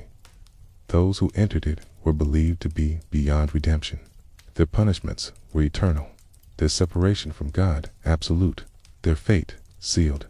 This belief created a moral urgency in medieval society. Salvation became the ultimate goal of life. Avoiding sin, performing good works, supporting the church, and maintaining faith were seen as essential acts to avoid the unending torments of hell. Medieval literature expanded on hell's imagery in captivating ways. Writers imagined vast caverns filled with smoke, lakes of molten metal, demons wielding instruments of torture, and beasts that devoured sinners only to spit them out so the torment could begin again. The punishments were often symbolic, like those found in Dante's work. Greedy individuals were forced to swallow molten gold. The lustful were swept endlessly by fierce winds. The proud were crushed beneath massive burdens. These images reflected the belief that sin carried its own punishment, manifesting an eternity in forms that matched the inner corruption of the soul. Demons themselves took on complex roles. They were not merely tempters, but administrators of punishment. Medieval artists gave them grotesque features: horns, wings, claws, and twisted bodies. These beings embodied chaos and distortion, reflecting the belief that evil corrupted nature itself. The medieval imagination populated hell with creatures who delighted in torment, amplifying fear of the realm they guarded. Stories of individuals who glimpsed hell also circulated during this period. Vision literature, often written by monks or mystics, described journeys into the afterlife. These visions were filled with frightening details: fiery pits, rivers of darkness, and souls crying out in agony. Although these accounts varied in specificity, they served a unifying purpose. They reminded the faithful that hell was real, near, and avoidable only through moral vigilance. One such example was the Vision of Tyndale, a widely read account from the 12th century. It described a knight who journeyed through hell and witnessed the suffering of sinners before returning to life transformed. The story offered detailed descriptions of the punishments reserved for each sin, reinforcing the moral teachings of the Church. Such visions held immense cultural power. They made hell feel tangible, not abstract. As medieval thought matured, theologians attempted to explain the nature of hell with greater precision. Thomas Aquinas, one of the most influential theologians of the Middle Ages, described hell as a place where souls experience both physical and spiritual suffering. He argued that the damned experience profound sorrow from being separated from God, which was greater than any physical torment. His writings emphasized that hell's essence lay not in fire or demons, but in the soul's loss of divine presence. This interpretation connected medieval imagery with deeper theological significance. The architecture of hell became increasingly intricate as medieval thinkers and artists continued to imagine its depths. Some described hell as located beneath the earth, while others placed it in distant parts of the universe. Some saw it as an enormous pit, others as a sprawling kingdom. Some imagined it surrounded by walls of iron, others by frozen winds.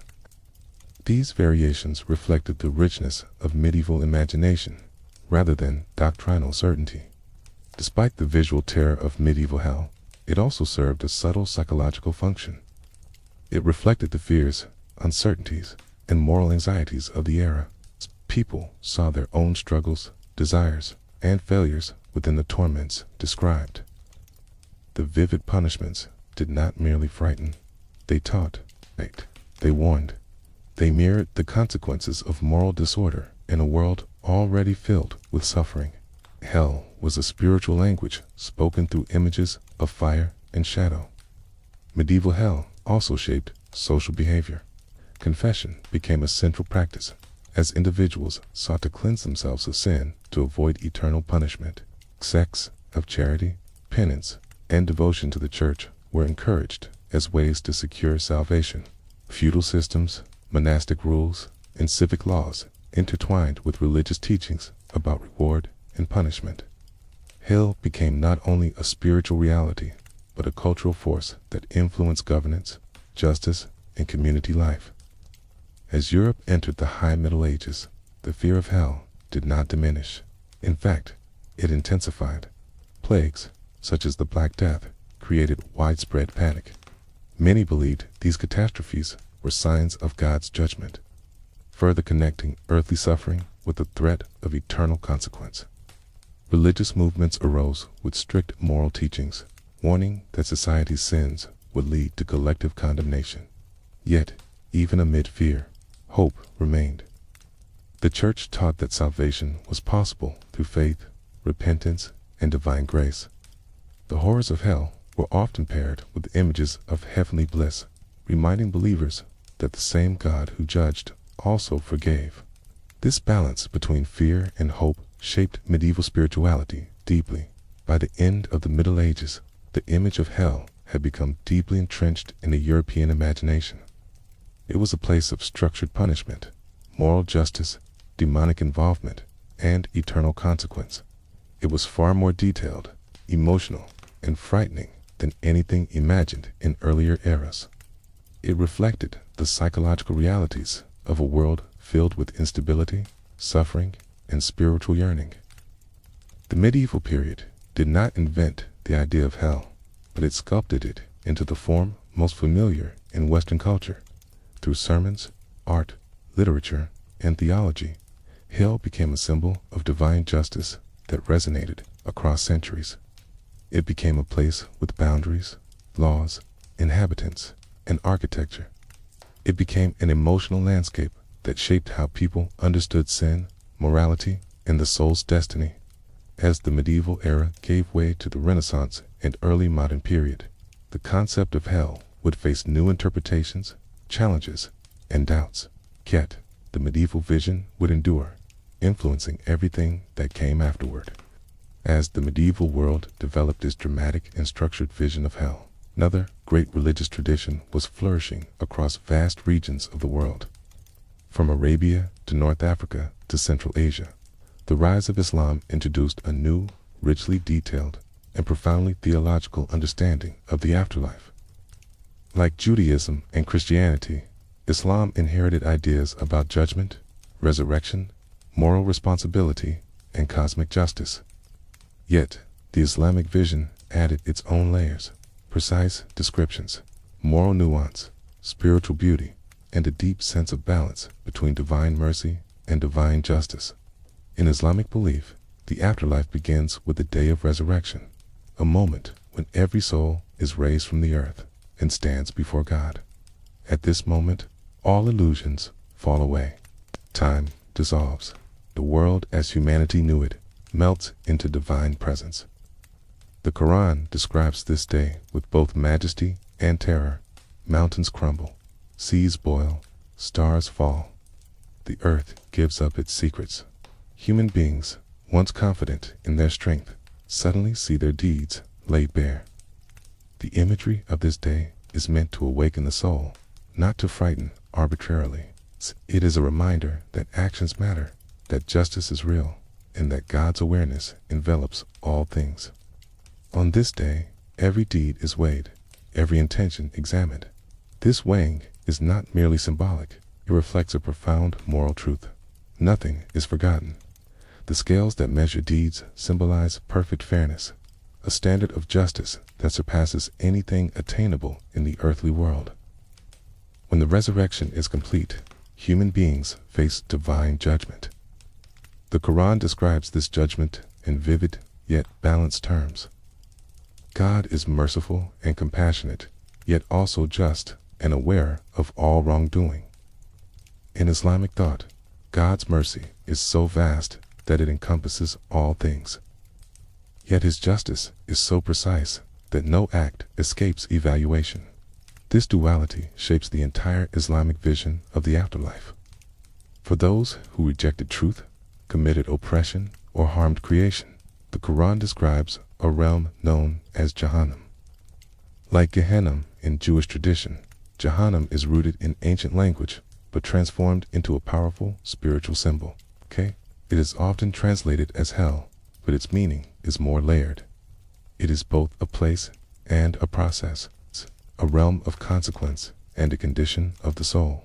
Its purpose is not arbitrary punishment, but the manifestation of divine justice. Jahannam is described with multiple levels, each representing a degree of moral failure. Islamic tradition often mentions 7 gates or layers. Some souls face temporary purification in its flames, emerging eventually cleansed. Others remain there longer due to deeper wrongdoing. For those who rejected God entirely and embraced cruelty or corruption without remorse, Jahannam becomes a permanent abode. These distinctions reveal the nuanced moral structure of Islamic belief. Punishment is not uniform. It corresponds to the soul's nature and actions. The Quran's descriptions of Jahannam are vivid and symbolic. Flames rise like walls. Heat crushes like iron. Drink is offered that burns rather than quenches. Food appears only to intensify suffering. The imagery is intense, designed to awaken reflection, humility, and moral awareness. Yet, beneath the imagery lies a deeper spiritual teaching. Hell is not a place where souls suffer under the rule of demonic beings. It is a realm governed by God, where consequences unfold according to perfect justice. Islamic tradition does mention guardians of Jahannam, known as Zabaniyah. These beings are described as stern, unwavering, and fierce in their loyalty to God's commands. They do not torment arbitrarily. They carry out divine justice with precision. Their presence emphasizes the seriousness of Jahannam, the weight of accountability, and the reality that moral choices echo far beyond earthly existence. Many people interpret these descriptions literally, imagining Jahannam as an infernal realm filled with fire, chains, and darkness. Others interpret the imagery symbolically, understanding it as a representation of inner spiritual states. In either case, the message remains: separation from God, immersion in the consequences of one's own corruption, and the loss of spiritual clarity form the core of the experience. Yet, the Islamic vision of the afterlife is not dominated by fear. It is balanced by hope, mercy, and divine compassion. The Quran repeatedly states that God forgives easily, accepts repentance, and desires goodness for his creation. Hell is described far fewer times than heaven, and mercy is repeatedly emphasized as surpassing wrath. The Prophet Muhammad taught that God's mercy outweighs his anger, and that even the smallest sincere act can tip the scales toward salvation. This balance between hope and fear shapes the Muslim relationship with the afterlife. Fear motivates responsibility, humility, and ethical living. Hope inspires devotion, repentance, and trust. Together, they create a worldview grounded in moral awareness without despair. The idea that most people will ultimately reach salvation, even after undergoing purification, reflects this balanced theology.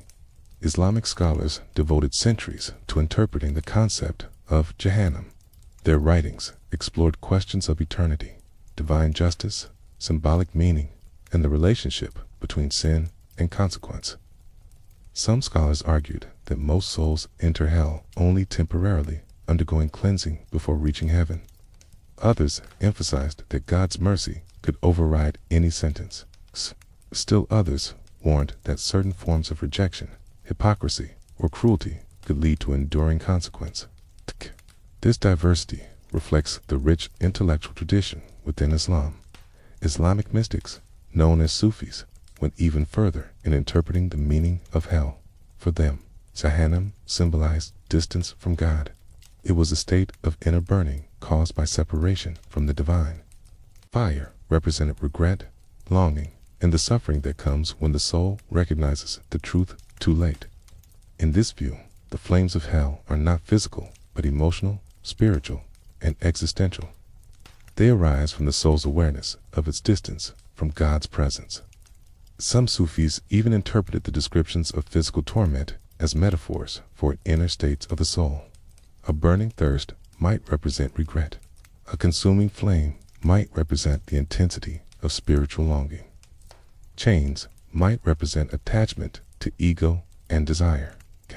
These interpretations did not diminish the seriousness of hell. They deepened it, revealing layers of meaning that addressed the psychological and spiritual dimensions of human experience. Islamic thought also emphasizes that Jahannam is not the final authority. God alone determines the ultimate fate of the soul. While descriptions of hell are detailed, they are balanced by reminders that God's mercy is infinite. Many prophetic traditions speak of God releasing individuals from hell after purification. Other traditions emphasize that even those who enter hell may eventually become accustomed to it or find relief in divine mercy, depending on the nature of their sins and intentions. The concept of intercession also plays a role.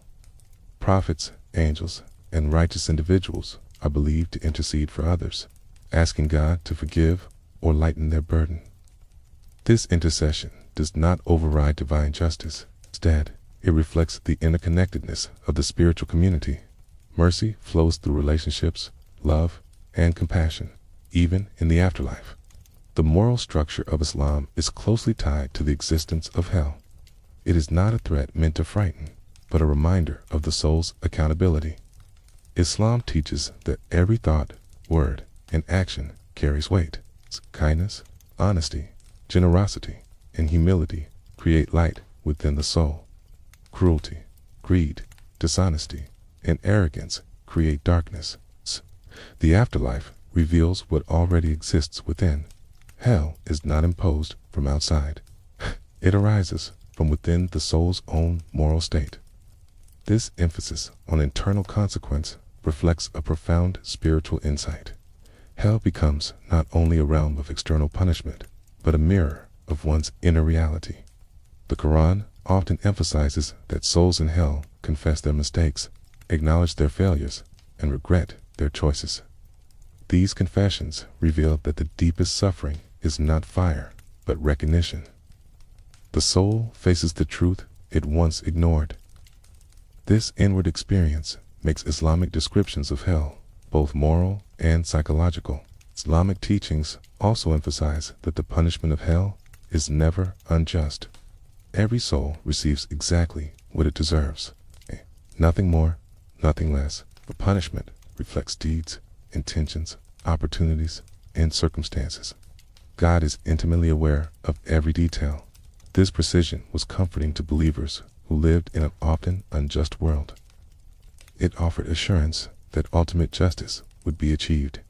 Descriptions of heaven also shape the meaning of hell. The Quran describes heaven, or Jannah, with extraordinary beauty, flowing rivers, gardens, peace, companionship, nearness to God. These serene images make the descriptions of Jahannam more striking by contrast. Hell represents spiritual loss, while heaven represents spiritual fulfillment. In this way, the afterlife reflects the fundamental spiritual journey of human beings, the struggle between attachment and surrender, ego and humility, separation and union. As Islamic civilization spread across continents, its ideas about the afterlife grew even richer. Scholars in Persia, North Africa, Spain, and Central Asia debated the nature of hell, contributing to a vast intellectual tradition. Philosophers like Al-Ghazali examined the psychological dimensions of punishment and reward. Thinkers like Ibn Arabi explored metaphysical interpretations, suggesting that hell was an aspect of divine mercy because it revealed truth to the soul. Poets like Rumi used imagery of fire to symbolize purification, passion, and longing. These diverse interpretations created a layered understanding of hell. For some, it was literal fire. For others, metaphorical fire. For some, eternal separation. For others, temporary purification. For some, a warning. For others, a spiritual metaphor. Yet all agreed on one essential point. Hell reflected moral truth. It revealed the consequences of one's actions and the nature of one's heart. The Islamic vision of hell is therefore both intricate and deeply humane. It does not reduce the afterlife to simple terror. It offers hope, nuance, moral clarity, and spiritual depth. It balances fear with mercy, justice with compassion, and consequence with divine love. It teaches that every soul has the capacity to ascend or fall, to wake or remain blind, to draw near or drift away. As the Islamic world developed its vision of hell, other cultures across Asia were shaping their own equally rich and ancient conceptions of the afterlife. These traditions, rooted in Hinduism, Buddhism, and Chinese folk religion, created some of the most elaborate and diverse hellscapes in human history. They introduced cycles of rebirth, cosmic law, spiritual purification, in realms where suffering served as a means of transformation. The story of hell in the human imagination now travels eastward, toward lands where fire is not only destruction, but renewal, where punishment is only one step in a vast cycle, and where the soul's journey continues across lifetimes. Quarrant, when the human story turns eastward. The concept of hell transforms into something profoundly different from the visions that shaped the ancient Mediterranean and Near Eastern worlds. In Asia, the afterlife is not a single destination, but part of an immense cosmic system involving rebirth, karmic balance, purification, and moral consequence. Hell is not necessarily eternal. It is not always final. It is often one stage within a cycle that stretches across lifetimes. The purpose of punishment is frequently correction, not condemnation. These ideas form some of the most intricate and imaginative hellscapes in human history. In Hindu thought, the realm of hell is known as Naraka. The word itself is ancient, appearing in scriptures that date thousands of years back. Yet, Naraka is not a single, unified place. It is a collection of realms, each corresponding to a particular moral failing. Hindu texts describe dozens, sometimes hundreds, of Narakas, each designed to purify the soul of the karma it accumulated through harmful actions. This structure reflects a worldview where cosmic law governs existence with precision. Karma is central to this understanding. Every choice, intention, and action creates a subtle imprint on the soul. These imprints accumulate, shaping future experiences. Karma is not punishment from a deity. It is a natural consequence, like gravity. If one acts with compassion, truth, and generosity, the soul becomes light and rises. If one acts with violence, greed, or deception, the soul gathers weight and sinks. Ka becomes one of the places where this weight is processed. Unlike the eternal punishments of medieval Christian thought, Naraka is temporary for almost all souls. A person suffers in Naraka only until the karma that led them there has been cleansed. Afterward, the soul moves on to another birth, carrying both the lessons learned and the purified understanding that comes from suffering. This understanding transforms the concept of hell into a cycle of correction, rather than eternal despair. The punishments of Naraka, however, are described in vivid detail. Hindu texts, such as the Garuda Purana, contain elaborate lists of these realms. Each Naraka is designed to match the moral gravity of a particular action. A liar may have their tongue pierced. A violent person may be torn by beasts that reflect their own cruelty. Someone who misused wealth may wander through freezing wastes or burning iron fields. These punishments, like those in Dante's work, reflect symbolic justice rather than arbitrary torment. The imagery is often extreme. Rivers of blood. Forests of swords, lakes of boiling oil, and mountains of fire appear frequently in the texts. Yet, beneath these images lies a deeper message. Wrongdoing distorts the soul, and the soul must pass through painful purification to regain clarity. Suffering is therefore meaningful rather than chaotic. It restores balance rather than destroying hope. In Hindu thought, the presence of divine beings also shapes the experience of Naraka. The god Yama, often called the Lord of Death, presides over the judgment of souls. He is not a demon or cruel tormentor. He is a just administrator of cosmic law. His role is to ensure that every soul experiences exactly the consequences needed for its spiritual evolution. He is described as compassionate, wise, and fair. His assistants, the Yamadutas, carry souls to Naraka, but their purpose is guidance as much as enforcement. Its characterization of Yama stands in stark contrast to the demons of medieval Europe or the tormentors of later Western hell imagery. Yama's justice is restorative. Even when he oversees suffering, his aim is purification. The soul emerges wiser, clearer, and more capable of progressing toward liberation. Beyond Hinduism, the Buddhist vision of hell introduces additional layers of complexity. In Buddhism, the realms of suffering are called narakas as well, but their structure reflects a different philosophical framework. Buddhist cosmology describes several hot hells and several cold hells, each representing extreme states of suffering. These realms exist not because of divine judgment, but because of the natural workings of karma and the mind. The Buddhist concept of hell is deeply psychological. A soul experiences suffering not imposed from outside, but generated from within. Negative thoughts, harmful actions, and destructive emotions shape the conditions of one's rebirth. In Buddhism, the soul is not a permanent entity, but a stream of consciousness influenced by karmic momentum. When negative karma dominates, the stream descends into realms of greater suffering. The hot hells are described with intense imagery. Souls may burn in blazing furnaces, be pierced by molten metal, or experience endless scorching heat.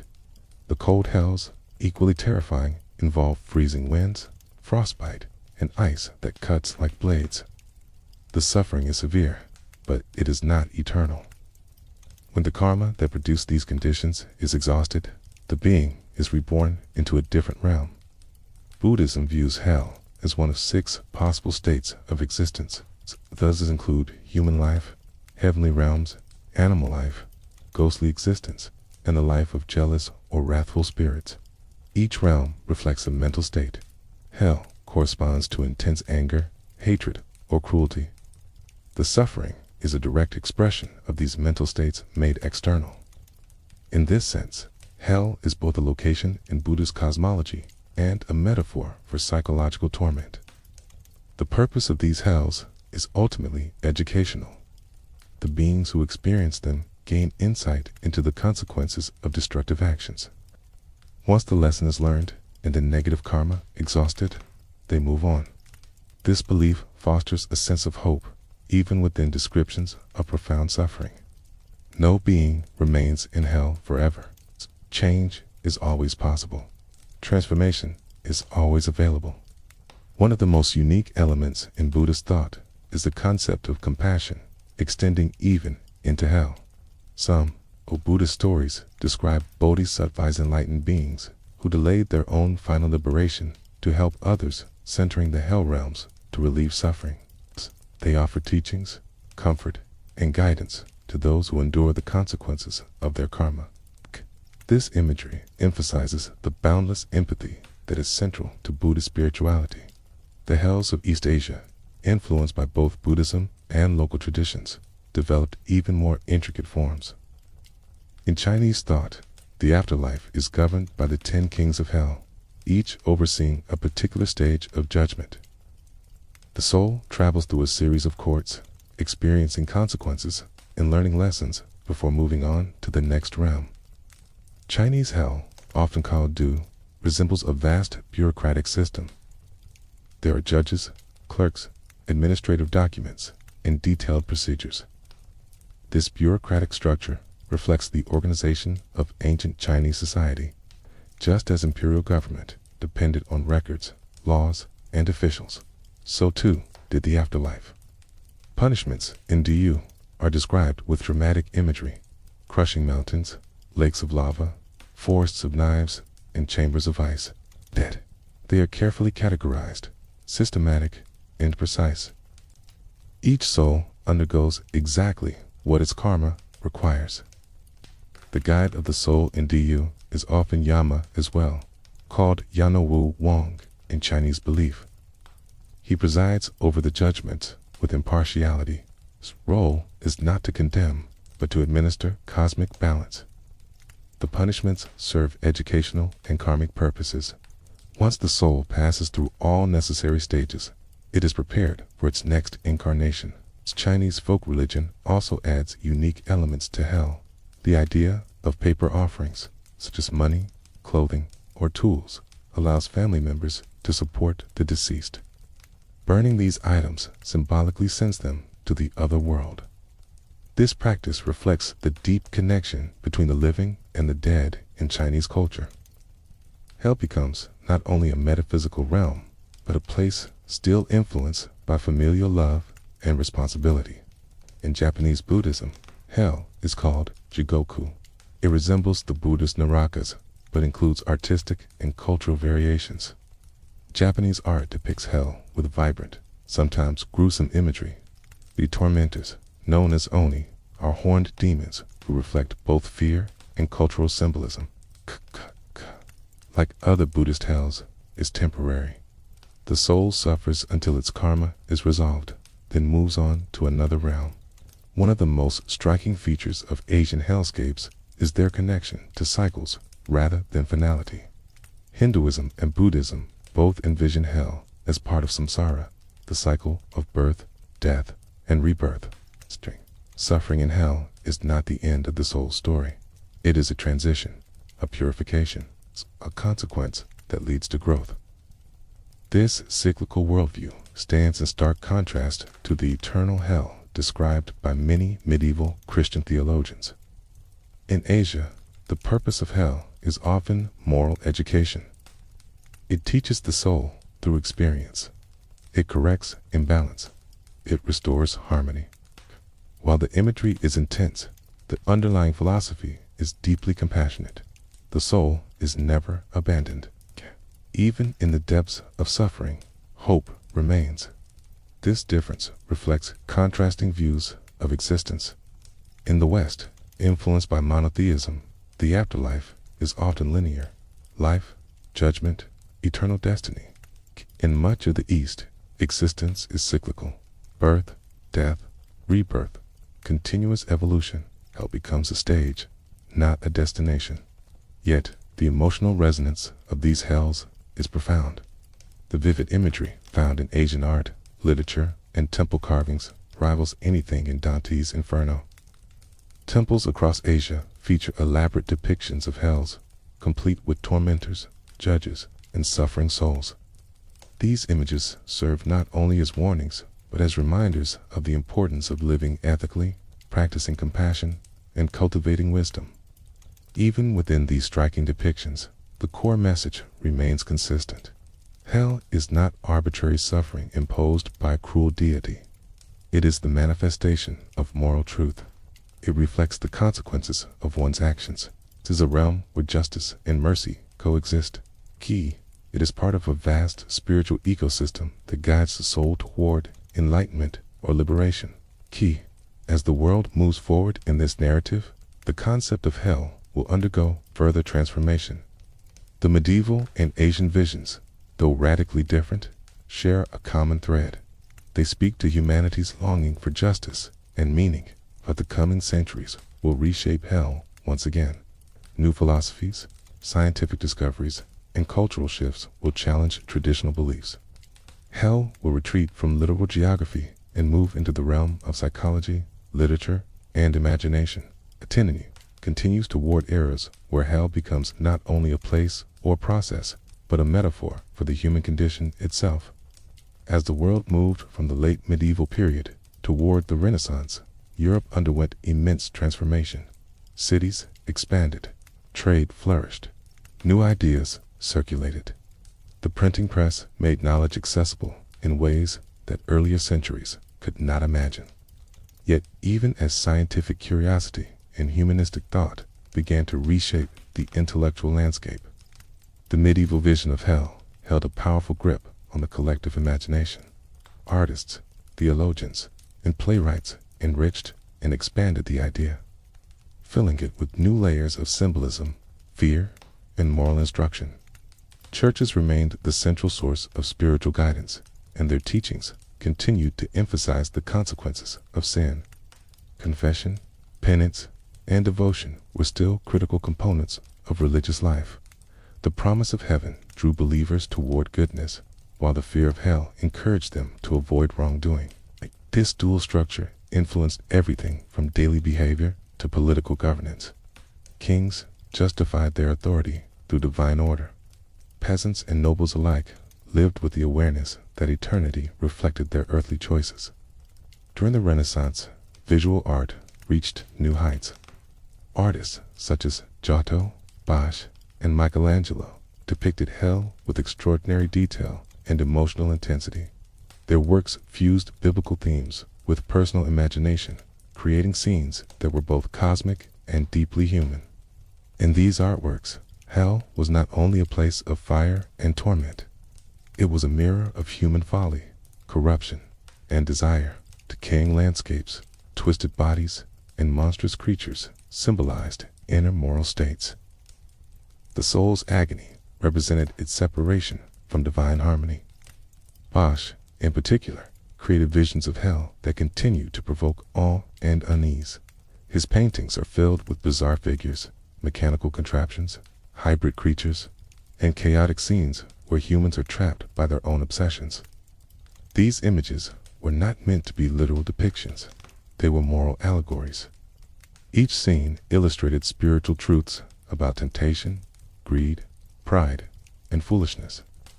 The torment in his works came not from divine cruelty, but from the consequences of misguided desire.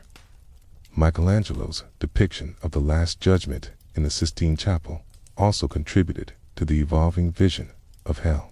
His fresco portrays Christ as a majestic judge separating the saved from the damned. Around him, angels and saints lift the righteous upward, while demons drag the condemned downward. The imagery is dynamic, filled with movement and tension. Hell is shown not only as a place, but as an outcome of a cosmic sorting. Michelangelo's work reinforced the idea that the soul's fate depended on the moral integrity of earthly life. The Renaissance did not immediately diminish belief in hell. If anything, the combination of artistic creativity and religious intensity brought hell closer to the minds of ordinary people. Preachers used vivid imagery to inspire repentance. Writers blended classical myth with Christian doctrine to explore moral questions. Theatrical performances dramatized scenes of judgment to educate audiences. The rhetoric of fear and hope remained intertwined. During this period, poets and scholars also revisited ancient texts. Classical literature from Greece and Rome resurfaced, offering new perspectives on the underworld.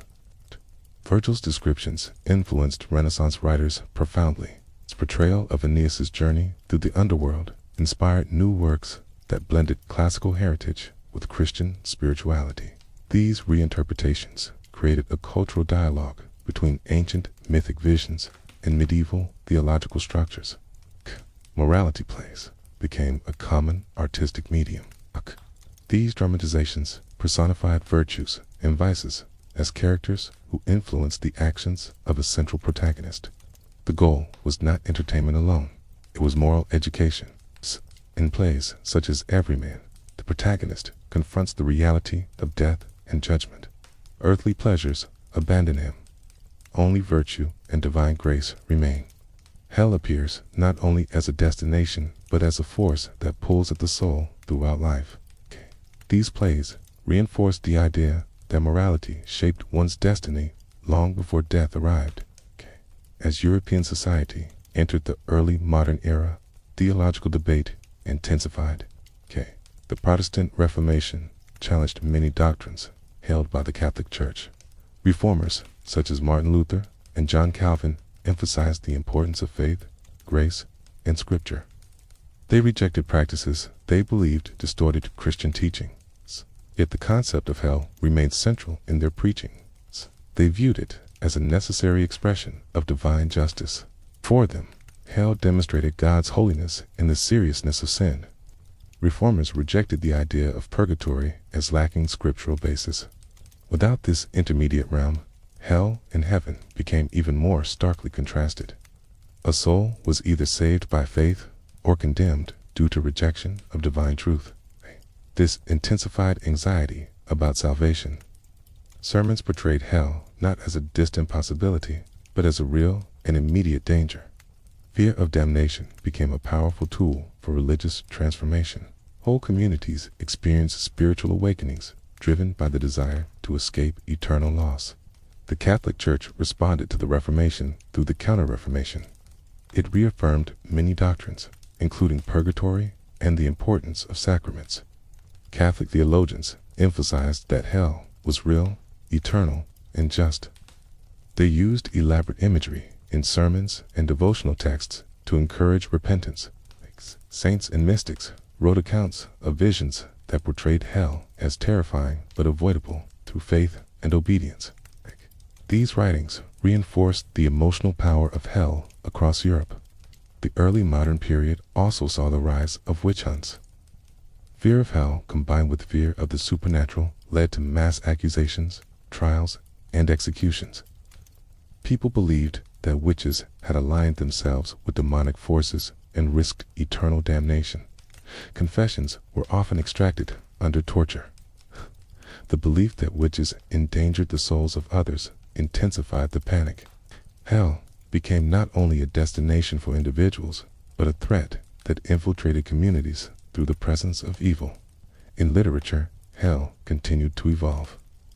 Christopher Marlowe's play, Dr. Faustus, portrayed a scholar who traded his soul for knowledge and power. His ultimate descent into hell symbolized the dangers of ambition without humility. John Milton's epic poem, Paradise Lost, offered a complex portrayal of Satan, exploring his rebellion, pride, and fall.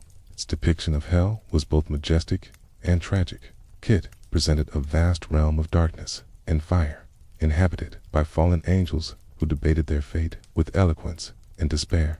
Milton humanized the cosmic drama, making hell not only a place of punishment, but a stage for existential struggle. This period marked a significant shift. Hell became increasingly psychological. Writers explored themes of temptation, guilt, ambition, and inner torment. The external flames of hell began to reflect internal states of conflict. While the doctrine remained firm, cultural representations became more symbolic. Hell began to appear as both a metaphysical realm and a metaphor for the human condition. Even as Enlightenment thought spread across Europe, belief in hell remained strong among the general population. Philosophers questioned the logic of eternal punishment. They debated the morality of condemning souls forever. Rationalists argued that fear of hell was used to control society. Yet, these intellectual shifts did not erase hell from culture. Instead, they changed its meaning. Hell began to move from theological certainty to philosophical problem. It became something to be examined, debated, and sometimes doubted. Despite skepticism, hell retained emotional power. In rural communities, sermons continued to emphasize divine judgment. Preachers used vivid descriptions to encourage moral reform. Religious art remained filled with imagery of torment. Hell was still a central moral reference point, guiding decisions, shaping personal character, and defining the boundaries of acceptable behavior. The Renaissance and early modern periods also witnessed artistic innovation that expanded hell's symbolic significance. Painters used hell scenes to explore human emotions, political corruption, and social commentary. Playwrights used hell to dramatize issues of morality, power, and spiritual struggle. Philosophers used hell as a lens for examining justice, freedom, and the nature of the soul. Hell became a multidisciplinary concept, present in theology, literature, art, politics, and psychology. As Europe moved into the 17th and 18th centuries, scientific discoveries began to reshape how people viewed the universe. The Earth was no longer believed to be the center of creation. The cosmos grew immense, mysterious, and mathematically structured. The idea of a physical hell beneath the earth became less credible. Yet, the symbolic meaning of hell persisted. This shift opened the door for hell to evolve once again, transitioning from a physical location to a psychological state. The rise of personal introspection, influenced by thinkers such as Descartes, and later by romantic poets, further changed the landscape of hell. Writers began to describe internal torment in metaphors drawn from traditional imagery. The fires of hell became symbols of guilt, desire, or despair. Darkness became a metaphor for alienation or spiritual confusion. The demons that once tormented souls became symbols of inner conflict. Hell transformed from a distant threat into an intimate reality experienced through conscience, emotion, and personal struggle. This shift did not eliminate belief in a literal hell. Many continued to hold it as a foundational doctrine. But the parallel rise of psychological and symbolic interpretations expanded hell's significance. It became a universal metaphor. Artists used it to explore suffering. Philosophers used it to examine meaning. Theologians used it to describe separation from the divine. The secular world began to use hell imagery to describe war, poverty, oppression, and existential crisis. In the modern era that followed, hell would undergo further transformation. Literal belief would decline in some regions. Symbolic and psychological interpretations would flourish. Literature, film, and philosophy would reshape hell into new forms that reflected the anxieties and aspirations of contemporary society. But in the centuries shaped by Renaissance creativity and medieval inheritance, hell held a place of extraordinary power. It was a realm of moral consequence, artistic inspiration, and spiritual warning. It was etched into frescoes, carved into stone, written into epics, and spoken in sermons. It shaped imaginations, guided behavior, and haunted dreams. The story of hell now moves toward a new stage, where the physical flames fade and the inner landscape takes center stage. The next era will reveal how hell evolves when the world begins to see it, not only as a place below, but as a condition within. As the modern age began, humanity found itself standing at the threshold of a new intellectual landscape. Old certainties about the structure of the universe, the nature of existence, and the meaning of suffering was slowly pulled apart by scientific discovery, philosophical inquiry, and cultural transformation. The world was no longer the same small, enclosed cosmos imagined in medieval times. It expanded outward through telescopes and microscopes. It grew older through geological evidence, became governed by laws of physics rather than mythic forces. Amid this profound shift, the concept of hell confronted new questions, new challenges, and new interpretations. Hell could no longer be located physically beneath the earth. The crust, mantle, and core were mapped with increasing precision. No infernal realm was found in molten rock. The skies revealed stars made of gas and dust rather than celestial beings. The universe expanded, both in size and in meaning. The idea of a literal, fiery kingdom ruled by demons seemed increasingly difficult to situate within this new understanding of reality. This did not erase hell. Instead, it transformed it.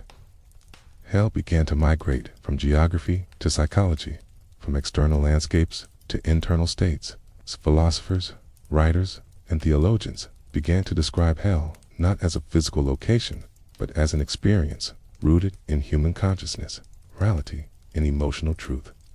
The consequences of sin were no longer imagined solely as fire or torment. They became states of inner conflict, guilt, despair, and alienation. This shift began gradually in the Enlightenment. Thinkers such as Voltaire and Hume, questioned the morality of eternal punishment. They asked whether infinite suffering could ever be reconciled with a just or loving deity. These critiques did not attempt to destroy religion, but they aimed to refine it, challenging doctrines that seemed inconsistent with reason. Hell, once a pillar of religious teaching, became a subject of debate. Its ethical implications were examined with unprecedented scrutiny. Yet, even as rationalists questioned the literal flames, hell retained symbolic power. The idea of consequence remained. Human actions still carried weight.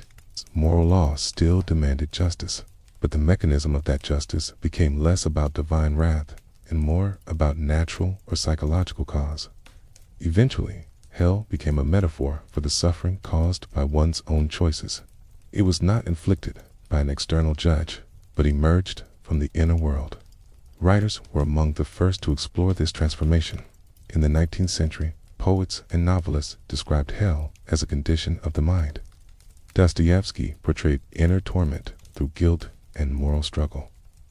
His characters suffered in ways that mirrored traditional descriptions of hell, yet the fire burned within the conscience rather than an external furnace. He revealed that hell could arise from psychological self-condemnation, remorse, and the inability to escape one's own moral failures. In Germany, Goethe's Faust explored the tension between ambition, desire, and damnation. Faust's descent was not into a literal hell, but into a spiritual and moral crisis. Goethe portrayed damnation as the consequence of misplaced longing and misdirected passion. Redemption became possible through love and self-transcendence. In this way, literature became a bridge between old doctrines and new psychological realities. The existential philosophers of the 19th and 20th centuries deepened this trend. Kierkegaard described despair as the sickness unto death, suggesting that hell was the state of the self, unable to align with its deepest truth.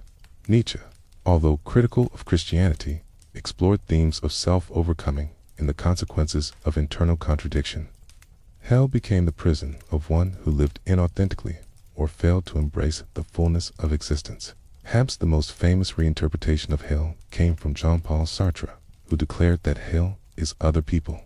In his play, No Exit, 3 characters find themselves locked in a room, unable to escape one another. Their torment is not fire or demons, but the relentless presence of others who expose their flaws, fears, and hypocrisies. Sartre used this setting to demonstrate how interpersonal conflict, self-deception, the gaze of others could create a psychological state as agonizing as any mythic hell. This psychological interpretation did not arise only from philosophy or literature. It reflected the growing understanding of the human mind. The development of psychology revealed that suffering could be internal, chronic, and deeply personal. Concepts such as trauma, repression, anxiety, and depression mirrored traditional descriptions of torment. Freud described inner conflict between desire and morality. Jung described the shadow self, the denied aspects of personality that create inner tension. Both thinkers explored how psychological suffering could feel like damnation, even without theological foundations. The scientific age also altered the view of moral responsibility. Hell had once been seen as a courtroom where God judged actions according to divine law. Now, ethics became a matter of human behavior, social responsibility, and personal development. The idea of eternal torment seemed incompatible with modern sensibilities. Even many religious thinkers began to reinterpret hell. Some viewed it as annihilation rather than suffering. Others saw it as a state of separation from God rather than a place of punishment. The 19th century also saw the rise of universalism, the belief that all souls would ultimately be reconciled to God. Universalists argued that divine love could not allow eternal separation. They viewed hell as corrective, not eternal. This idea, though controversial, reflected growing discomfort with the traditional doctrine of everlasting torment. It also echoed earlier ideas found in Origen and the mystics, suggesting that the purpose of hell was transformation rather than oppression. Meanwhile, new cultural forces began to shape the idea of hell in different ways. The Industrial Revolution brought harsh working conditions, poverty, and urban chaos. Writers describe factories as infernos, cities as hellish landscapes, and exploitation as a form of damnation on earth. Dickens portrayed children laboring in soot-filled rooms. Ingalls described the working class suffering in squalor. Hell imagery became a lens for understanding social injustice. In the 20th century, world wars created new visions of hell. The trenches of World War I, filled with mud, gas, and terror, resembled the infernal landscapes of medieval art. Soldiers described scenes where fire, darkness, and endless suffering felt more real than any religious image. The Holocaust, nuclear devastation, and mass violence produced horrors that surpassed earlier descriptions of hell. Human beings inflicted upon each other suffering that seemed beyond imagination. These events shifted the focus again. Hell became not only psychological, but historical. It became something humanity could create. Traditional belief declined in some regions. Hell did not disappear. It migrated into the cultural imagination. Literature, film, and art continued to use it as metaphor. In cinema, hell became a backdrop for stories about corruption, temptation, and redemption. Horror films depicted infernal realms filled with demons and fire, echoing medieval imagery while adapting it for modern fears. Science fiction explored dystopian landscapes where human behavior, artificial intelligence, or environmental collapse created conditions resembling hell. At the same time, psychology and existential thought deepened the understanding of internal suffering. Hell became the name for states of consciousness marked by alienation, addiction, guilt, grief, or despair. Therapists described emotional pain in terms that resembled classic torments. People spoke of their own experiences using hell metaphors. A toxic relationship became a personal hell. A traumatic memory felt like burning. Anxiety felt like an endless descent. These metaphors were not casual. They connected ancient imagery with modern emotional reality. In religious thought, hell continued to evolve. Some Christian theologians reinterpreted it as metaphor rather than location. Others emphasized annihilationism, the belief that the wicked simply cease to exist rather than suffer eternally. Many emphasized that hell's essence was separation from God rather than fire. Modern theologians frequently describe hell as self-imposed, a condition in which a soul refuses divine love. This idea places responsibility on the individual rather than an external judge, shifting hell from punishment to consequence. In Islam, similar interpretations emerged. Some scholars emphasized symbolic readings of fire and torment. Others focused on the moral dimension, arguing that separation from divine mercy is the true punishment. The idea that hell could eventually empty, leaving no soul behind, appeared in the writings of some mystics and theologians. Although not universally accepted, these ideas reflected a broader shift across religious traditions. Judaism continued to maintain diverse views. Many Jewish thinkers emphasized that Gehenna is temporary for most souls, and that purification, not eternal torment, is the primary purpose. Modern Jewish philosophy often sees hell as estrangement from God or from one's own moral integrity. The focus remains on ethical living and spiritual alignment rather than fear of punishment. Even in secular contexts, hell retained its psychological and moral significance. Therapists, poets, philosophers, and writers continue to use hell as a symbol of deep suffering. The concept survived because it expressed something profound about the human experience: the capacity for torment, alienation, regret, and moral consequence. Whether one believes in a literal hell or not, the word carries emotional weight. This modern transformation marks one of the most significant stages in the history of hell. It reveals that hell is not simply a religious concept, but a human one. It is a way of describing suffering, meaninglessness, or moral failure. It is a way of exploring the consequences of action. It is a way of understanding the inner landscape of the soul. Hell becomes not only a destination, but a reflection of the human condition. Yet the story of hell does not end here.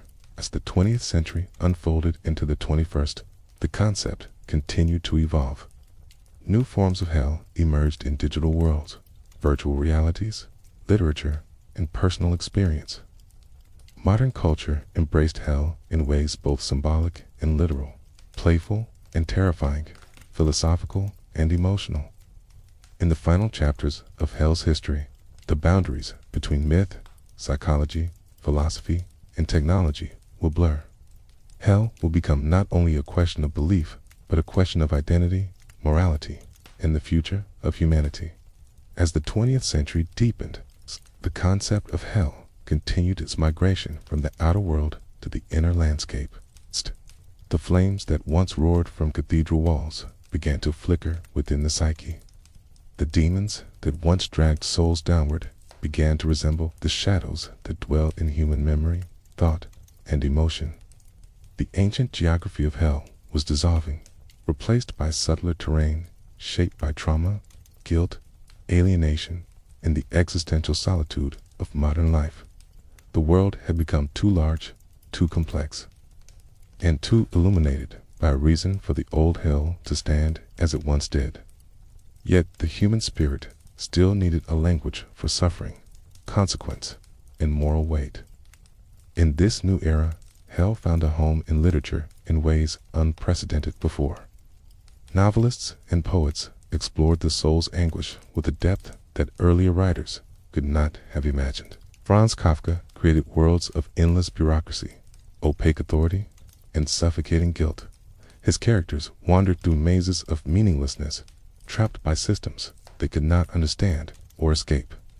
These landscapes, though not explicitly described as hell, carried all its emotional qualities: confusion, impotence, dread, and the persistent feeling of being judged without explanation.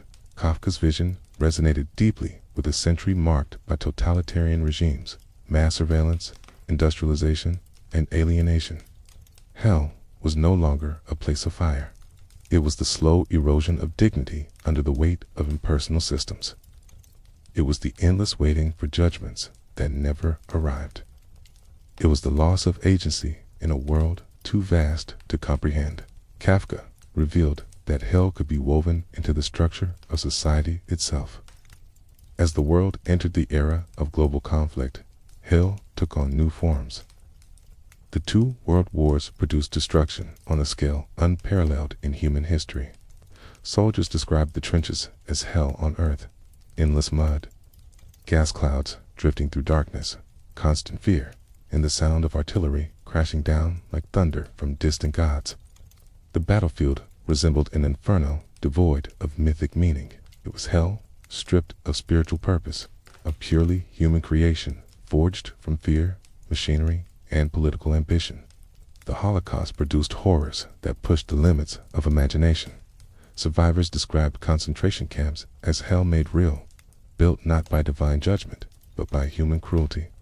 The suffering inflicted in those camps revealed that humanity itself could become the architect of torment. The idea of hell expanded once more, not as a distant realm, but as a warning of what human beings could do when ideology, prejudice, and power combined without restraint. Clear warfare introduced yet another form of hell. The destruction of Hiroshima and Nagasaki unleashed heat and light far greater than any medieval depiction of infernal flames. The imagery of burning cities, shadows burned into walls, and survivors wandering through ruins awakened a new fear that humanity possessed the power to create its own apocalypse. Hell became not only a place of punishment, but a potential future. The threat of nuclear war cast a long shadow over the 20th century, shaping literature, film, philosophy, and collective anxiety. In response to these new forms of suffering, philosophy turned toward introspection. Existentialists argued that hell could be woven into human existence when meaning dissolved and despair took hold. Startra examined interpersonal conflict, alienation, and the tension between freedom and responsibility. Camus explored the absurdity of existence, the feeling of exile from meaning, and the quiet suffering of the human spirit, searching for purpose in an indifferent universe. For these thinkers, hell was not a realm of fire, but a failure to find connection, authenticity, or hope. At the same time, psychology offered new explanations for inner torment. Therapy became a way to navigate emotional suffering, revealing the mind's capacity to create its own hell through guilt, unresolved trauma, or distorted thinking. The unconscious, with its buried fears and suppressed desires, resembled an infernal realm where shadows whispered and wounds festered. Freud saw conflict between desire and morality as a source of inner agony. Jung saw hell in the unintegrated shadow, where all the rejected parts of the self gathered in darkness. These ideas resonated with individuals who felt increasingly isolated in a rapidly modernizing world. Cities grew, technology accelerated, traditional communities weakened. Many began to experience the psychological hell of loneliness, anxiety, depression, and existential fear. These states, though internal, felt as real as any mythic torment. The language of hell became a way to describe suffering that had no clear cause or solution. Meanwhile, religious interpretations continued to evolve. Some Christian denominations softened the doctrine of eternal punishment, emphasizing divine mercy and love. Others maintained that hell remained a real and necessary aspect of justice. Debates intensified between theologians who saw hell as a place, those who saw it as a state, and those who believed it symbolized annihilation rather than torment. This diversity reflected a broader cultural shift. People increasingly questioned doctrines that once stood unchallenged. The idea of a loving God condemning souls to eternal suffering seemed incompatible with modern ethical sensibilities. Islamic thinkers also engaged in reinterpretation. Some emphasized that the descriptions of fire and torment were symbolic. Others explored the possibility that hell could eventually purify all souls, even those who seemed irredeemable. The notion that divine mercy could outweigh even the deepest sins gained traction in some mystical traditions. Hell became a stage of spiritual evolution rather than a final destination. In Judaism, the traditional view of Gehenna as temporary purification continued to offer a framework that balanced justice with compassion. Many modern Jewish thinkers emphasized ethical living rather than fear of post-mortem consequence. Became a metaphor for spiritual separation, inner conflict, or moral failure rather than a literal realm.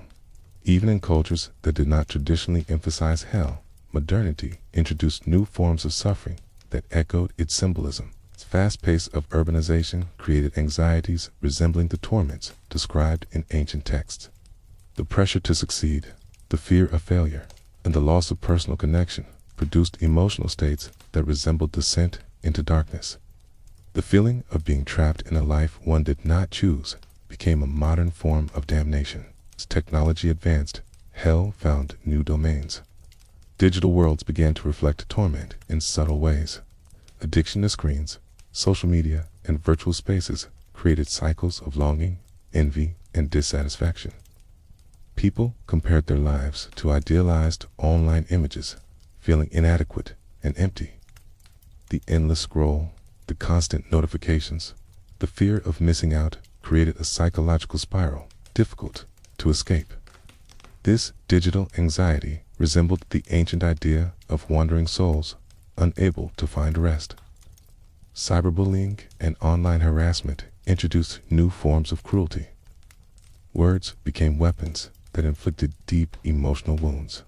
The anonymity of the internet allowed people to unleash hostility without accountability. This digital darkness felt like a realm where empathy dissolved and malice thrived.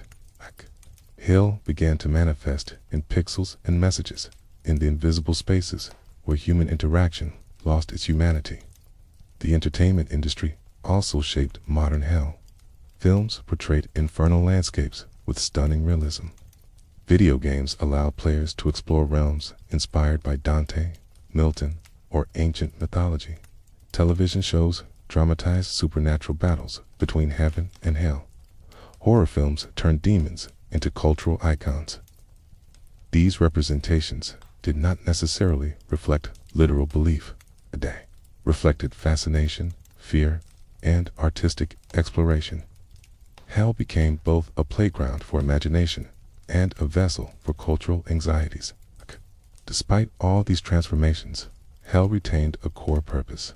It expressed humanity's need to understand suffering, consequence, and moral choice. Whether described as fire, psychological torment, societal collapse, or digital addiction, hell represented the shadow side of human existence. It taught that actions have weight, that choices matter, and that there are states of being from which one must struggle to escape. In the final decades of the 20th century, the concept of hell underwent yet another shift. Increasing numbers of people identified as secular, agnostic, or atheist. They no longer believed in hell as a literal afterlife. Yet, the idea persisted as a metaphor. People spoke of going through hell during illness, heartbreak, addiction, or grief. These experiences, though earthly, captured the emotional truth that suffering can feel endless, consuming, and transformative. At the same time, new spiritual movements emerged. Some embraced ideas of energy, karma, and reincarnation from Eastern traditions.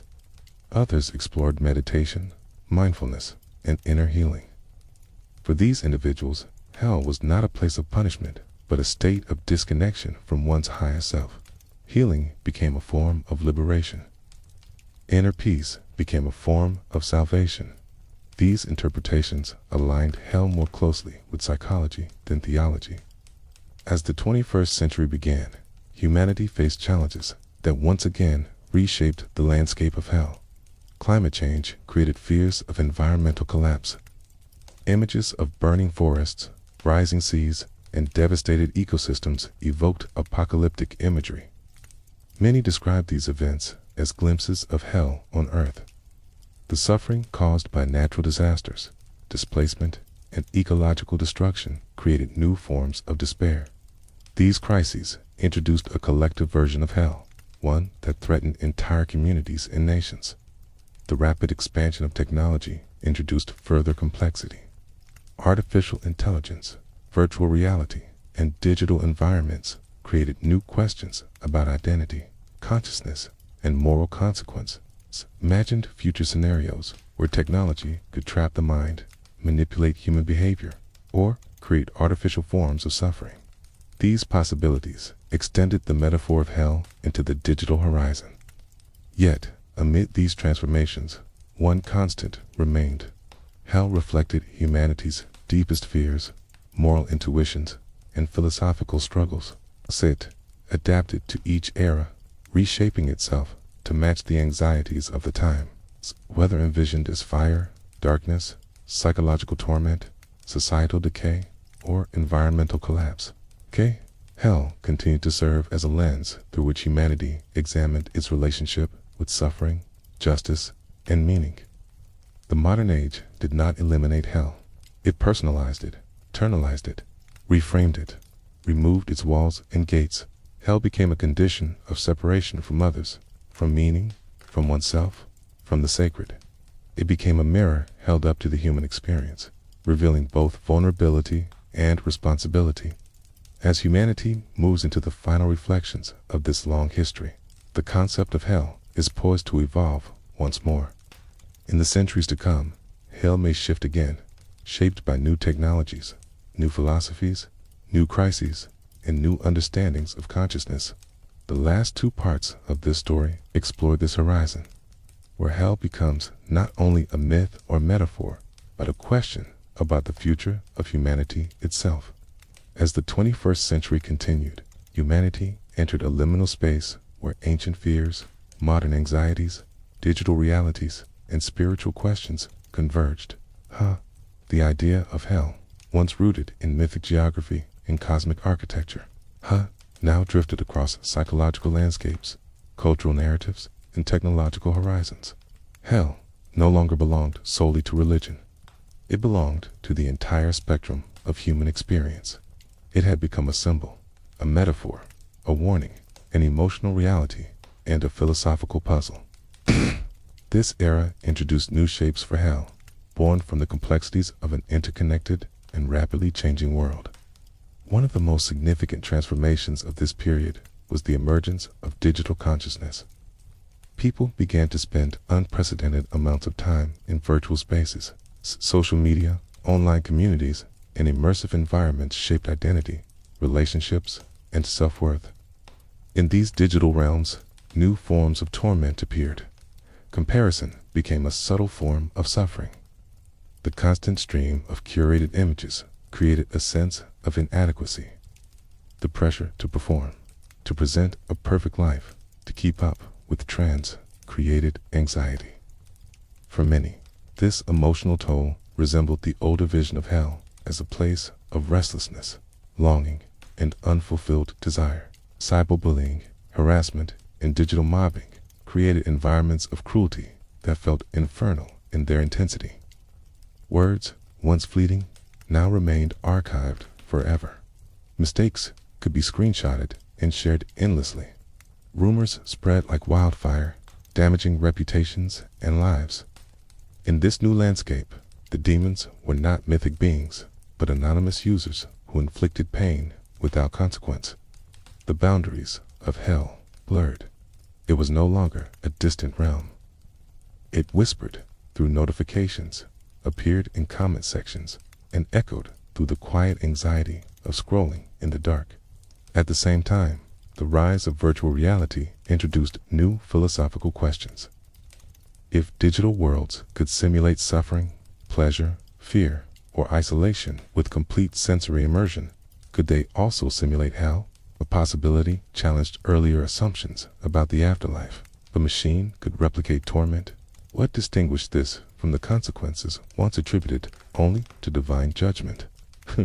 The boundaries between physical and virtual suffering grew thinner. Hell became not only a metaphysical question, but a technological one. Artificial intelligence expanded these questions even further.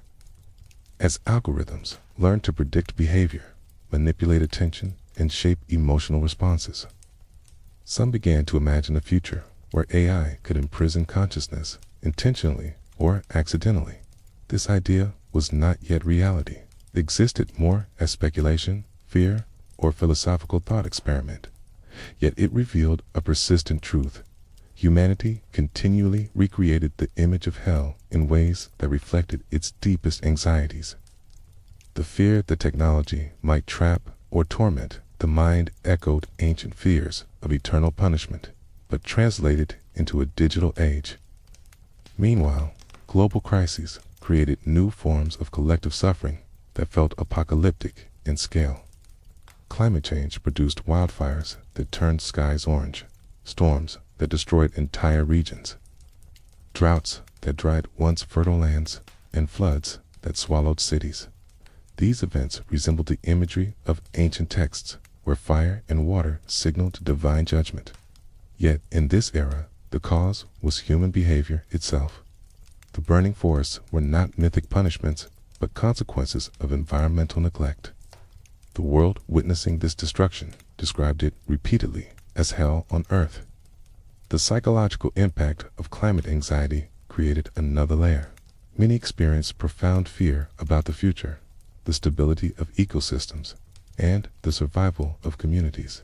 The sense of being trapped in a deteriorating world mirrored the existential hell described by modern philosophers. It was not fire or torment imposed from above. It was dread, uncertainty, and the struggle to find meaning in the face of global instability. Political polarization deepened these feelings. Societies fractured, trust eroded. People retreated into ideological echo chambers. Dialogue became conflict. Compromise became almost impossible. In this divided atmosphere, hell manifested as mutual incomprehension, anger, and hostility. Communities that once collaborated began to view each other with suspicion. Nations became trapped in cycles of resentment. The emotional distance between individuals grew so wide that it resembled the ancient idea of separation from divine harmony. The economic pressures of modern life created yet another layer of suffering. Many worked long hours, juggling debt, insecurity, and a sense of unending obligation. Burnout became a widespread condition.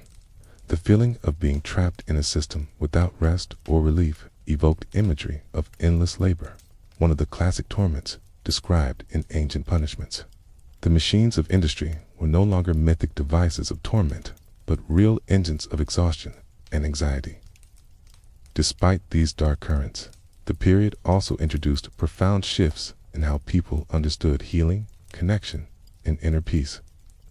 The popularity of mindfulness practices, meditation, and therapeutic methods offered individuals ways to navigate psychological suffering.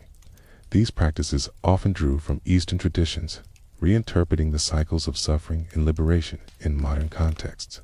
Hell, in this sense, became the product of unexamined thoughts, trauma, or internal conflict. Daring liberation became a matter of inner transformation rather than external salvation.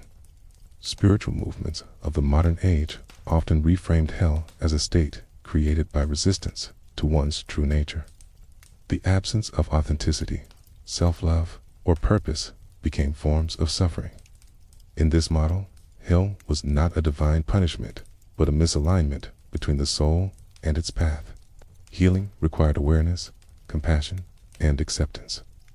These teachings resonated with individuals seeking spiritual depth outside institutional religion. Meanwhile, classical religious traditions continued to reinterpret hell in light of modern ethics. Many theologians emphasized that divine punishment could not be eternal if God was infinitely loving.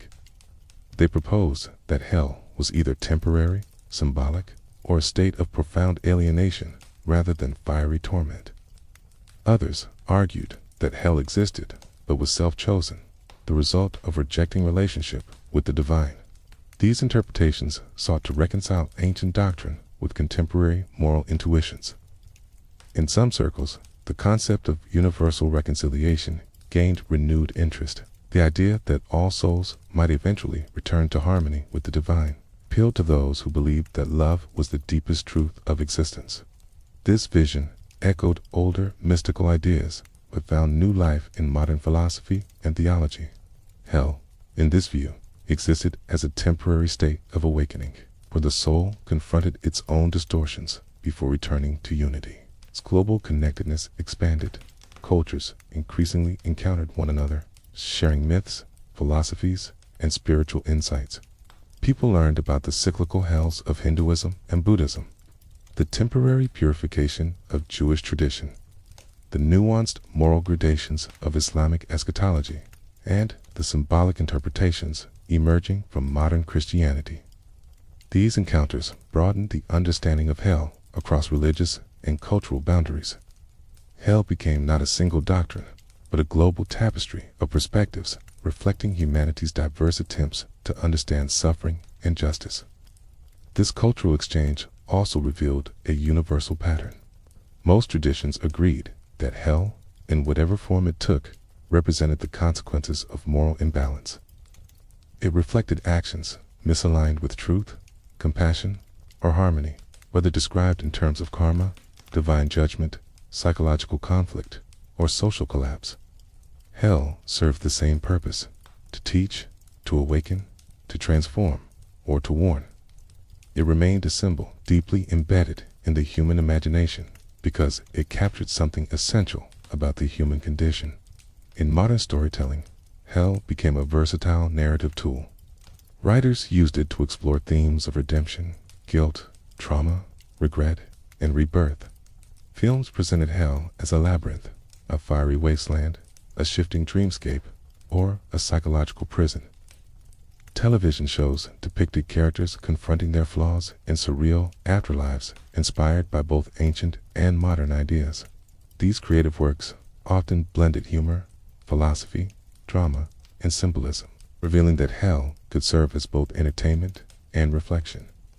In video games, hell became an interactive environment where players navigated landscapes inspired by Dante, mythology, or entirely new imaginings. These digital hells varied from frightening to fantastical, from horrifying to visually stunning. They allowed people to explore infernal realms safely, turning ancient fears into contemporary adventure. This gamification reflected a broader cultural trend, the transformation of hell into imagery that could be explored, challenged, or reinterpreted rather than feared outright. Yet, even with all these transformations, the emotional truth of hell persisted. It remained a symbol of suffering, consequence, and moral complexity. It remained a way to confront questions that science alone could not answer. Why do humans cause harm? Why do societies break down? How do individuals heal from trauma? What happens when one is consumed by regret? How do choices shape destiny? Hell became a language for exploring these questions, bridging ancient myth with modern psychology. As the 21st century advanced, new ethical dilemmas emerged from technological innovation. The possibility of uploading consciousness raised questions about digital immortality. Could a mind trapped in a malfunctioning system experience something like hell? Could artificial intelligence develop forms of suffering analogous to human torment? These questions blurred the line between metaphysical and technological realms. They expanded the concept of hell into new frontiers where the boundaries of consciousness were uncertain. Simultaneously, the rise of virtual and augmented reality created environments where suffering, anxiety, or fear could be artificially induced. Designers of immersive experiences grappled with the ethical implications of creating simulations that resembled torment. A virtual hell felt real to consciousness. What distinguished it from the hell of older traditions? These emerging technologies forced society to reconsider the nature of suffering, agency, and moral responsibility. Environmental destruction intensified these reflections.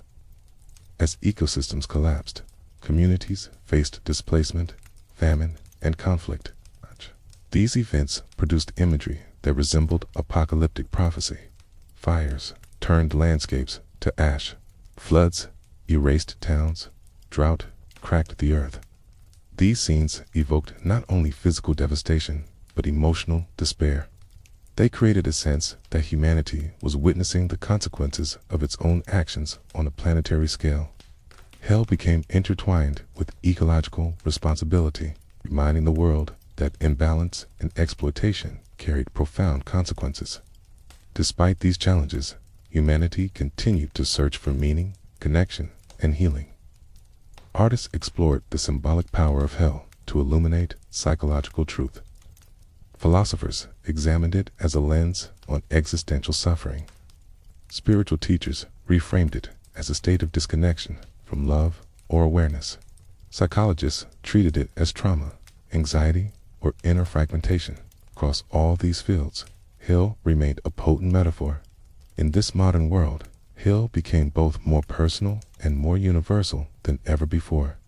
It represented individual suffering, societal breakdown, environmental collapse, digital torment, and existential despair. It captured the complexity of human experience in an age where old certainties had dissolved and new uncertainties had emerged. The flames that once burned in mythic caverns now glowed in the spaces between thoughts, fears, and global crises. The demons that once stalked infernal landscapes now appeared in the forms of addiction, anxiety, corruption, or technological possibility. Yet, amid this vast and shifting landscape, one final question remained. What does hell mean for the future of humanity? In an age defined by transformation, innovation, and unpredictability, how will the concept of hell evolve? Will it fade into memory, remain as metaphor, or take on new forms shaped by forces yet unseen? These questions lead to the final chapter in this long history, where hell becomes not only a mirror of the past, but a reflection of what humanity may become. In the far horizon of human thought, the idea of hell now faces its final transformation. After thousands of years of shifting shapes, symbols, landscapes, and meanings. Hell stands before a future in which it is no longer bound to ancient geography or medieval architecture. It no longer waits beneath the earth or burns on a distant cosmic plane. It becomes instead a question about humanity itself. What future do human beings create through their choices, technologies, relationships, and understanding of consciousness? In this new era, hell is no longer a story told only by religion. It becomes a story told by philosophy, psychology, art, neuroscience, environmental studies, and technological ethics. It becomes a question asked by every field that explores suffering, responsibility, and the fragile beauty of human experience. The more humanity learns about the brain, the universe, and the interconnectedness of all life, Ka becomes a reflection of what human beings fear losing, damaging, or becoming. The expansion of neuroscience offers new insights into suffering that echo the emotional truths once expressed through myth. Scientists reveal how trauma reshapes the brain, how despair drains vitality, how chronic stress corrodes perception, and how unresolved conflict becomes embedded in neural pathways. These discoveries give new meaning to the ancient image of torment. The fire is not external. It is the inflammation of a nervous system locked in survival mode. The darkness is not a cavern. It is the collapse of hope in the mind. The endless wandering mirrors dissociation, confusion, or the loss of inner direction. In this framework, hell becomes a state where the mind cannot rest, heal, or return to equilibrium. It becomes a description of a soul overwhelmed by its own storms. The old images remain powerful because they express in metaphor what neuroscience now describes in precise detail. The demons of older ages resemble intrusive thoughts. The chains resemble trauma loops. The bottomless pit resembles depression. These parallels reveal that the ancient storytellers understood something profound long before modern science did. Suffering is not only physical, but existential. Meanwhile, the development of artificial intelligence and biotechnology introduces possibilities that earlier centuries could never have imagined. Humans now possess tools that can alter memory, enhance cognition, extend life, and even simulate consciousness. These innovations raise ethical questions that echo the deepest fears once projected onto hell. What happens if consciousness is uploaded into a system that malfunctions or traps awareness? What if an algorithm unintentionally creates a self-aware being that experiences suffering? What if emotions can be engineered, suppressed, or amplified without consent? These questions are not science fiction alone. They are emerging moral frontiers. They challenge humanity to consider whether suffering could arise not through divine judgment, but through technological oversight. The idea of a digital hell, accidental or constructed, becomes a new metaphor for the risks humans carry into the future. The possibility forces society to reflect on agency, empathy, and the moral weight of creating systems capable of affecting conscious experience. At the same time, global interconnectivity creates new forms of shared suffering. As information moves instantly, carrying stories of conflict, crisis, and injustice directly into daily awareness. The emotional burden of witnessing distant suffering becomes a tantological weight that earlier generations rarely faced. People absorb images of war, famine, disaster, and violence in real time. This constant exposure shapes a collective emotional environment marked by anxiety and sorrow. It creates a sense that hell is not hidden. It is visible everywhere. Human pain is broadcast across digital networks. This heightened awareness also deepens compassion. Connectivity allows people to support one another, advocate for justice, and respond to crises with unprecedented speed. Mutual support often emerges in places where despair once dominated. These connections reveal another transformation in hell's meaning. Suffering becomes an opportunity for solidarity rather than isolation. The ancient image of solitary torment shifts toward a collective understanding of shared responsibility. Environmental degradation remains one of the most pressing moral questions of the era. As the climate crisis intensifies, humanity confronts the possibility of creating a world inhospitable to life. Scenes of burning forests, collapsing glaciers, and disappearing species evoke apocalyptic imagery rooted in ancient warnings. These events shape a new vision of hell, a world where imbalance has reached such extremes that harmony between humanity and nature collapses. This vision is not symbolic alone. It is a practical outcome of choices made across generations. Yet even within this fragility, the potential for transformation persists. Renewable energy, conservation efforts, reforestation, and ecological restoration reveal that human beings are capable of healing the world they have harmed. This duality mirrors the ancient structure of hell and redemption. Suffering is not the end. Awareness can lead to change. Humanity now stands at a threshold where its own actions determine whether the future resembles a descent into torment or a movement toward renewal. As the concept of hell evolves toward this horizon, spiritual teachings across the world continue to provide guidance. Many modern spiritual thinkers describe hell as a state of disconnection from truth, compassion, or inner awareness. They emphasize that liberation arises through presence, forgiveness, and integration of the self. In this view, hell is not punishment, but misalignment. It is a place where the soul forgets its origin. Healing becomes remembrance. The way out becomes stillness, clarity, and acceptance. Some philosophical perspectives suggest that hell is the inability to confront the truth of one's own existence. It is the refusal to embrace vulnerability, meaning, or moral responsibility. It is the fragmentation of identity, the denial of authentic selfhood, and the evasion of inner work. In this sense, hell becomes the distance between who one is and who one might become. The journey out of hell becomes the work of reclaiming integrity, purpose, and connection with the world. Other thinkers argue that hell represents the moral weight of causing suffering. When one harms others, the consequences echo outward in ways the mind cannot easily escape. Remorse, guilt, and the awareness of damage done can create an internal hell as real as any mythic realm. This interpretation emphasizes accountability. Hell becomes the natural outcome of actions misaligned with compassion. Liberation requires confronting those actions, making amends, and transforming the patterns that created harm. In contemporary art, hell remains a powerful symbol. Painters depict it as both abstract and literal. Filmmakers explore it through surreal narratives, psychological thrillers, and dystopian settings.